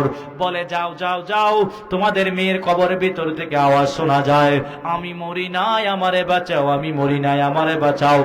আর তার বাড়ির লোকেরাও কবরের সামনে দাঁড়ালেন। কবরের ভিতর থেকে আওয়াজ, আমি মরি নাই, আমারে বাঁচাও, আমি মরি নাই, আমারে বাঁচাও। তারাও শোনার পরে এবার সিদ্ধান্ত নিল, মসজিদের ইমাম সাহেবের একটা খবর দেয়া দাও। মসজিদের ইমাম সাহেব কি খবর দেয়া আনার পর, ইমাম সাহেব হুজুর আসার পর সেম শব্দটা শুনতে পায়, আমি মরি নাই, আমারে বাঁচাও। এবার শোনার পরে ইমাম সাহেব বলে, এই এলাকার যুবক যারা আছো, দাঁড়াও, এমন 7 জন ব্যক্তি দাঁড়ায় যাও যে তোমরা কবরটা খনন করে আল্লাহর বান্দির কবর থেকে বের করবাও। কেউ দাঁড়ায় না, কেউ দাঁড়ায় নাও। হঠাৎ করে 4 জন ব্যক্তি দাঁড়ায় বলে, হুজুর, আমরা 4 জনে কবর খনন করব। তাদেরকে দায়িত্ব দেওয়া হলো কবর খনন করার জন্য। তারা যখন কবর খনন করা শুরু করে দিলেন, কবর খনন করতে করতে অর্ধেক পর্যায়ে চলে যাওয়ার পর হঠাৎ করিয়া কবরের ভিতর থেকে আওয়াজ, সামনে আর যাবে না, আমার একটা কাপড় দিয়া দাও। কাপড় দেওয়ার পর আল্লাহর বান্দি কাপড়টা পরিধান করে একটা দৌড় দিয়া সে তার বাড়ির মধ্যে চলে গেল। যুবকেরা পিছনে দৌড়াইতে দৌড়াইতে তার বাড়ি পর্যন্ত চলে গেল। আল্লাহর বান্দি ঘরে ঢুইকাও দরওয়াজাটাকে এইভাবে বন্ধ করে ফেললো। যুবকেরা বলে, দরওয়াজাটা খোলো। আল্লাহর বান্দি ভিতর থেকে আওয়াজ দিয়া বলি, তোমরা আমার চেহারা দেখলে বড় ভয় পেয়ে যাইবা। জন্য দরওয়াজা খুলতে চায় না।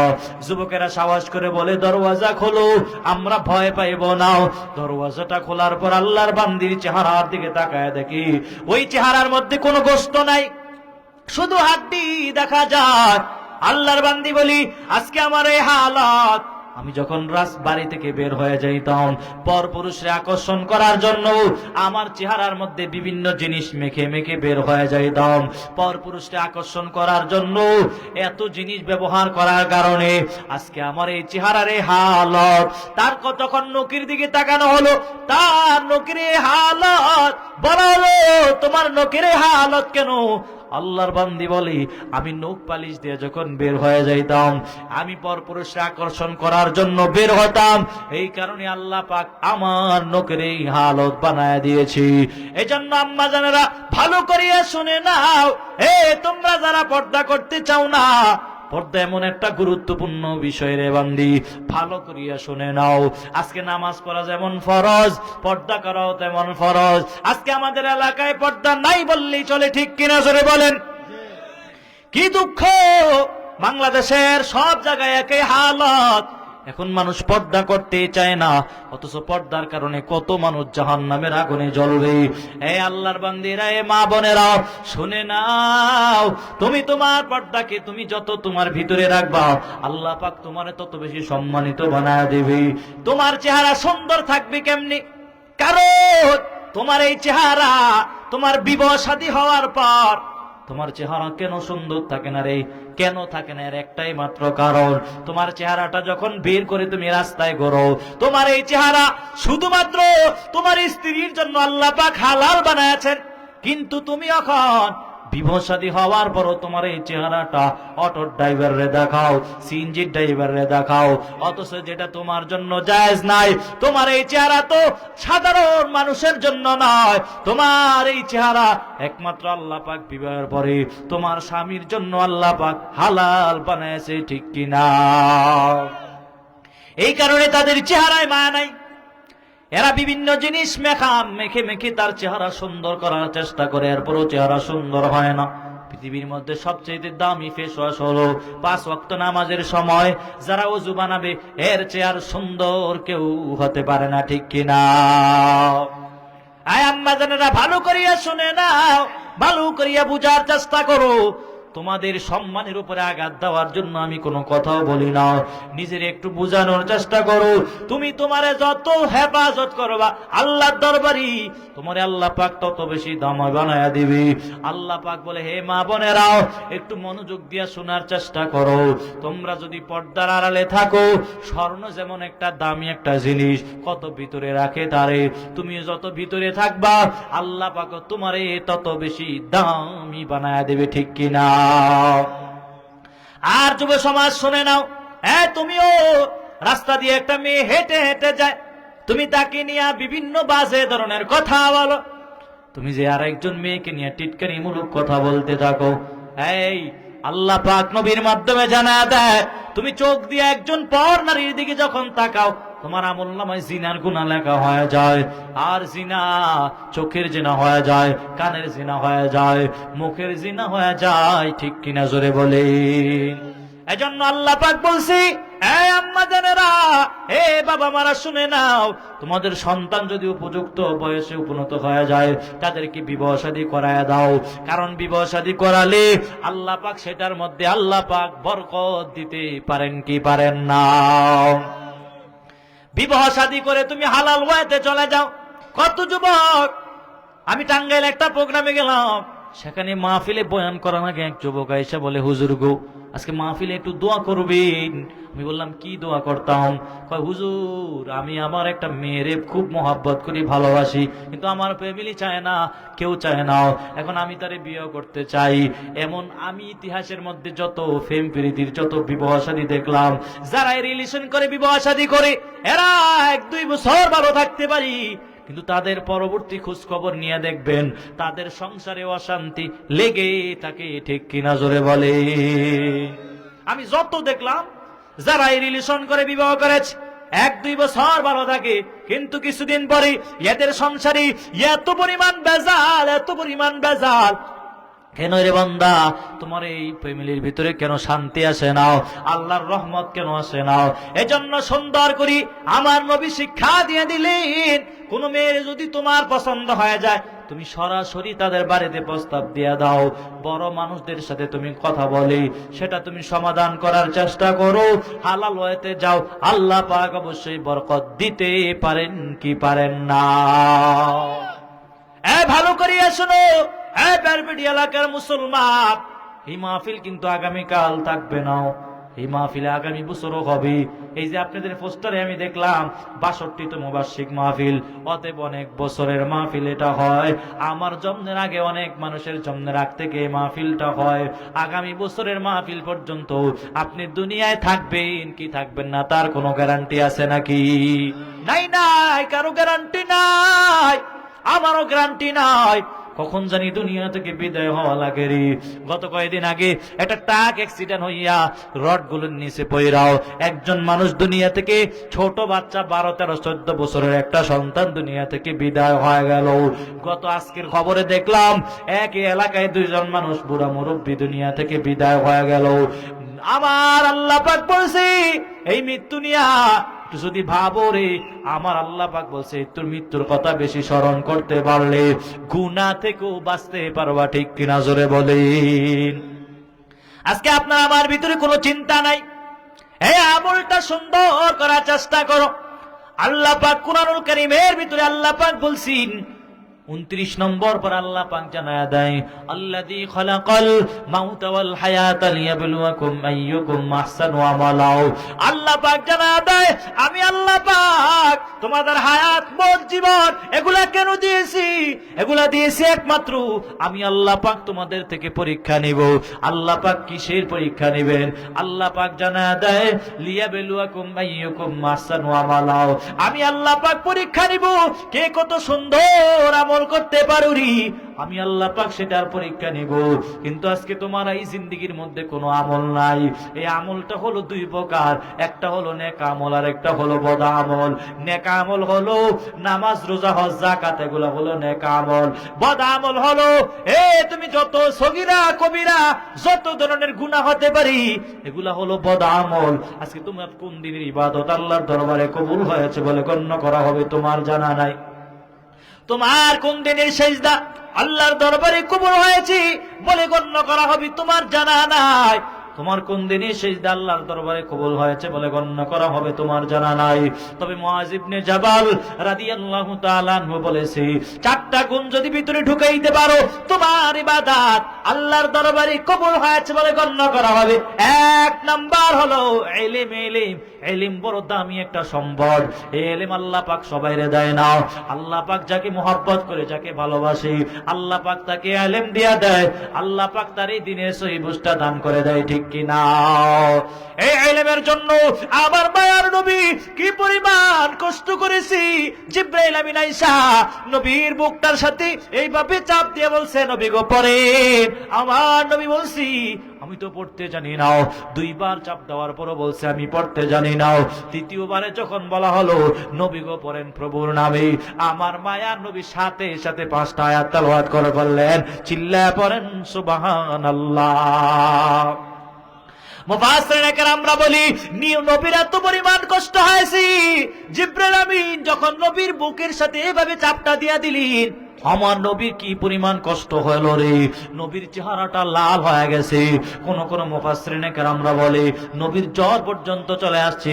এত কষ্ট করার পর আমার নবী ইলম পেয়েছি। এই ইলম বড় দামি একটা সম্পদ। আল্লাহ পাক ইলম সবাইরে দেয় না। আল্লাহ পাক যাকে পছন্দ করে তাকে ইলমটা দান করে দেয়। মুআজ ইবনে জাবাল রাদিয়াল্লাহু তাআলা আনহু বলেছে তোমার কোন দিনের ইবাদত, তোমার কোন দিনের জিকির, কোন দিনের সেজদা আল্লাহর দরবারে কবুল হয়েছে বলে গণ্য করা হবে তোমার জানা নাই। তবে 4টা গুণ যদি ভিতরে ঢুকাইতে পারো তোমার ইবাদত আল্লাহর দরবারে কবুল হয়েছে বলে গণ্য করা হবে। 1 নম্বর হলো ইলম, 2 নম্বর হলো তাসহিনিয়াত। নিয়তটাকে শুদ্ধ করা লাগবে। যার নিয়ত যত শুদ্ধ হবে তার আমল তো আল্লাহর দরবারে কবুল হয়ে যাবে। আজকে নামাজ পড়ে আরেকজনকে দেখানোর জন্য নামাজ পড়ে, মেম্বার সাহেব কেন নামাজ পড়ে, এমপি সাহেব কেন নামাজ পড়ে, এলাকার মানুষ খারাপ বলবে। মানুষকে দেখানোর জন্য যারা নামাজ পড়ো, আল্লাহ পাক জানায় দেয় ফাওয়াইলুল লিল মুসাল্লিন, এদের জন্য আল্লাহ পাক ওয়াইল নামক জাহান্নাম বানায় রাখছে। বলেন না নাউযুবিল্লাহ। নিয়তটার মধ্যে বেজাল থাকলে আল্লাহর দরবারে কবুল হবে না। জমিনের ভিতরে আদম নবী এসেছেন জান্নাতি পোশাক পরিধান করি, পাতা। জঙ্গলার হরিণীরা খবর পাইয়া এটা দৌড় দিয়া চলে গেল আদম নবীরে দেখার জন্য। আদম নবী তাকায় দেখলো জঙ্গলার হরিণীরা আদম নবীরে দেখার জন্য এসেছেন। আদম নবী তার পোশাক থেকে কিছু পাতা ছিঁড়ে ছিঁড়ে এই হরিণীদেরকে দিয়া দিল। হরিণীরা খাওয়ার পর এদের ভিতরে 3টা গুণ চলে আসলো। 1 নম্বর, এদের চেহারা সুন্দর হয়ে গেল। 2 নম্বর, এদের গোশতের মধ্যে আল্লাহ পাক মজা দিয়া দিলেন। 3 নম্বর, এদের নাভির ভিতরে আল্লাহ পাক এমন একটা কস্তুরী আল্লাহ পাক দিয়া দিলেন, যেই কস্তুরী এত পরিমাণ গ্রাণ। হরিণীরা পাতা খাওয়ার পর, জঙ্গলায় যাওয়ার পর পুরা জঙ্গল মুখরিত হয়ে গেল। এত সুগ্রাণ কোত্থেকে আসে? অন্য হরিণীরা জিজ্ঞাসা করলো, জমিনের মধ্যে আদম নবী এসেছে, নবীরে দেখার জন্য গিয়েছিলাম, নবী আমাদেরকে পাতা দিয়েছিল খাওয়ার জন্য, আমরা খাওয়ার পরে আমাদের ভিতরে 3টা গুণও চলে আসলো। অন্য হরিণীরা, জঙ্গলার অন্য হরিণীরা শোনা মাত্র এরাও একটা দৌড় দিয়েছি আদম নবীর কাছে চলে গেলেন। আদম নবী তাকায় দেখলো হরিণীরা আসলো আগের মতো কইরা আমার নবী এদেরকেও পাতা ছেড়ে দিয়ে দিলেন খাওয়ার জন্য। এরাও খাইলেন, খাওয়ার পরে এদের মধ্যে 2টো গুণ আসছে, 3 নম্বর গুণটা আসে নাই। কি ব্যাপার, কি ব্যাপার? এদের ভিতরে 3 নম্বর গুণটা কেন আসে নাই? শুনে নাও, প্রথম যে হরিণীরা গেছি এরা, এদের উদ্দেশ্য বড় ভালো ছিল, এদের নিয়তটা বড় ভালো ছিল। এরা তো নবীকে দেখার জন্য গিয়েছে। পরবর্তী যে হরিণীরা গেছে এরা তো নবীরে দেখার জন্য যায় নাই, এরা মূলত গেছে পাতা খাওয়ার উদ্দেশ্যে। এদের নিয়তের মধ্যে বেজাল ছিল, এই কারণে এদের ভিতরে 3 নম্বর গুণটা আসে নাই। তোমরাও যারা নেক আমল করো, তোমার নিয়তের মধ্যে যদি বেজাল থাকে, তোমার ইবাদত আল্লাহর দরবারে কবুল হবে না। তোমার কোন দিনের ইবাদত, কোন দিনের জিকির, কোন দিনের সেজদা আল্লাহর দরবারে কবুল হয়েছে বলে গণ্য করা হবে তোমার জানা নাই। মুআয ইবনে জাবাল রাদিয়াল্লাহু তাআলা আনহু বলেছে, 4টা গুণ যদি ভিতরে ঢুকাইতে পারো, তোমার ইবাদত আল্লাহর দরবারে কবুল হয়েছে বলে গণ্য করা হবে। 1 নম্বর হলো ইলম, 2 নম্বর হলো তাসহিনিয়াত, 3 নম্বর হলো ধৈর্য। ধৈর্য কেমন দামি একটা সম্পদ, এই ধৈর্য যার ভিতরে থাকবি আল্লাহর বান্দা সফলতার পর্যায়ে পৌঁছে যাইতে পারে। ঠিক কিনা জোরে বলেন? ধৈর্য বড় দামি একটা সম্পদ। আল্লাহ পাক জানায় দেয়, যারা ধৈর্য ধারণ করতে পারবি রে, আমি আল্লাহ পাক তোদের সঙ্গী সাথী হয়ে যাব। কত মানুষেরা ধৈর্য হারা হয়ে যায়, আল্লাহ পাক জানায় দেয় যারা ধৈর্য ধারণ করবি রে, আমি আল্লাহ তোদের সঙ্গ সাথী হয়ে যাবে। এজন্য ভালো করিয়া মনোযোগ দিয়া শোনার চেষ্টা করো, ভালো করিয়া বোঝার চেষ্টা করো। মুআয ইবনে জাবাল রাদিয়াল্লাহু তাআলা আনহু বলেছে, 4টা গুণ যদি ভিতরে ঢুকাইতে পারো, তোমার ইবাদত আল্লাহর দরবারে কবুল হয়েছে বলে গণ্য করা হবে। 1 নম্বর হলো ইলম, 2 নম্বর হলো তাসহিনিয়াত, 3 নম্বর হলো ধৈর্য। এই ধৈর্যের দৃষ্টান্ত কায়েম করেছে ইব্রাহিম আর ইসমাঈল আলাইহিস সালাম। কেমন ধৈর্য ধারণ করেছেন ইব্রাহিম আলাইহিস সালাম?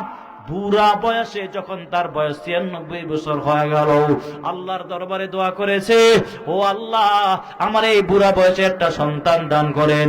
আল্লাহ পাক ইব্রাহিম নবীর দোয়াটা আল্লাহ পাক কবুল করে ফেললেন। আল্লাহ পাক ইব্রাহিম নবীর এই 96 বছরের পর আল্লাহ পাক ইব্রাহিম নবীর একটা সন্তান দিয়ে দিলেন। রব্বি হাবিলি মিনাস সালিহিন। এবার সন্তান পাওয়ার পর এবার ইব্রাহিম নবী সন্তান পাওয়ার পর কেমন জানি সন্তানের প্রতি একটু মহব্বতটা বেশি। এই কারণে আল্লাহ পাক তাকায় দেখলো, কি ব্যাপার, ইব্রাহিমের সন্তান আমি আল্লাহ পাক দিলাম, ইব্রাহিম কেমন সন্তান পাই আমি আল্লাহরে ভুলে গেল। আল্লাহ পাক ইব্রাহিম নবী দেখি আরেকটা পরীক্ষা নিবেন। কিসের পরীক্ষা নিবি? ধৈর্যের একটা পরীক্ষা নিবি। আল্লাহ পাক ঘুমের ঘরে স্বপ্ন দেখায় বলে, এই নবী গো, আপনার সবচেয়ে প্রিয় বস্তুটা আল্লাহর রাস্তায় জবাই করে দেন, আল্লাহর রাস্তায় কোরবানি করে দেন। ইব্রাহিম নবী চিন্তা করে গেলেন, একবার স্বপ্নে দেখলেন, দুইবার স্বপ্নে দেখলেন, তৃতীয়বারে স্বপ্নে দেখার পর চিন্তা করলো আমার সবচেয়ে প্রিয় বস্তুটার নাম হলো ইসমাইল। ইসমাইলকে জবাই করা লাগবে। ইব্রাহিম নবী সুরিয়াত রশি নিয়ে রওয়ানা, ইসমাইলকে জবাই করা লাগবে। ইসমাইলের বাড়ি গিয়া ইসমাইলের মাকে বলছে সুন্দর করে ইসমাইলের গোসল করা সাজাদ। ইসমাইলের আম্মা মনে করেছি দুনিয়ার কোন বাচ্চা মনে হয় দাওয়াত দিয়েছি, এই কারণে সুন্দর করে গোসল করা সাজায় দিতেছে। গোসল করা সাজায় দেওয়ার পর ইসমাইল নিয়ে ইসমাইলের আব্বা রওনা হয়ে গেল। যাইতে যাইতে মিনা বাজারের মধ্যে চলে গেল।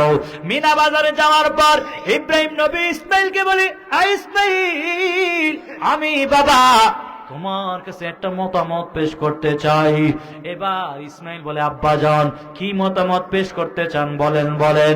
তখন ইব্রাহিম নবী বলি, এই ইসমাইল, আমি ঘুমের ঘরে স্বপ্নে দেখেছি রে বাবা, ইসমাইল তোরে আমি জবাই করতেছি। ইসমাইল কেমন বাবার কেমন সন্তান। ইসমাইল বলে, ইয়া আবাতি ফাল মা তুমার সাতাজিদুনি ইনশাআল্লাহু মিনাস সাবিরিন। ইসমাইল কেমন বাবা কেমন সন্তান। ইসমাইল বলে, আব্বা জান আল্লাহর ওয়াদা হয়ে গেছে, তাড়াতাড়ি করে আপনি আমার কাজটা সম্পাদন করে নেন, আল্লাহ পাক বেজার হয়ে যাবে। এবার ইব্রাহিম নবীর ইসমাইল বলতেছে, আব্বা জান আপনি আমারে জবাই করার আগে ভালো করিয়া শক্ত দ্বারা মজবুত করে আপনি রশি দ্বারা আমারে বাইদা নেবেন, কারণ আপনি যদি রশি দ্বারা শক্ত করে মজবুত করে যদি আপনি আমারে না বাঁধেন, কারণ জবাই করতে গিয়া একটু নাড়াচাড়া করার কারণে আপনার শরীরে যদি শরীর যদি আপনার গায়ে লেগে যায়, আপন যখন বড় বেয়াদবি হয়ে যাবে। এজন্য জবাই করার সময় ভালো করিয়া শক্ত দ্বারা মজবুত করে আপনি রশি দ্বারা বাইদা নিবেন। রশি দ্বারা বাঁধাও শেষ। ইসমাইল বলে, আব্বা জান চোখের ভিতরে একটা রুমালও বাইদা নিবিন, কারণ আপনি যখন জবাই করার জন্য যাবেন আমার দৃষ্টি আর আপনার দৃষ্টি যদি এক হয়ে যায় আব্বা জান আপনার কষ্ট লাগবে। এজন্য আপনার চেহারার মধ্যে একটা রুমালও বাইদা নেন। এবার রুমালও বাঁধা শেষ। ইসমাইলকে জবাই করার জন্য আব্বা ছুরি চালাইতেছি, কি ব্যাপার ইসমাইল কেন জবাই হয় না? মনে করছি ছুরির মধ্যে মনে হয় ধার নাই। পাশে একটা পাথর ছিল, পাথর উপর রাখা মাত্র পাথরটা দুখণ্ডিত হয়ে গেল। এত ধারালো ছুরি হওয়া সত্ত্বেও এরপর ইসমাইল কেন জবাই হয় না? কি ব্যাপার? নারায়ে তাকবীর।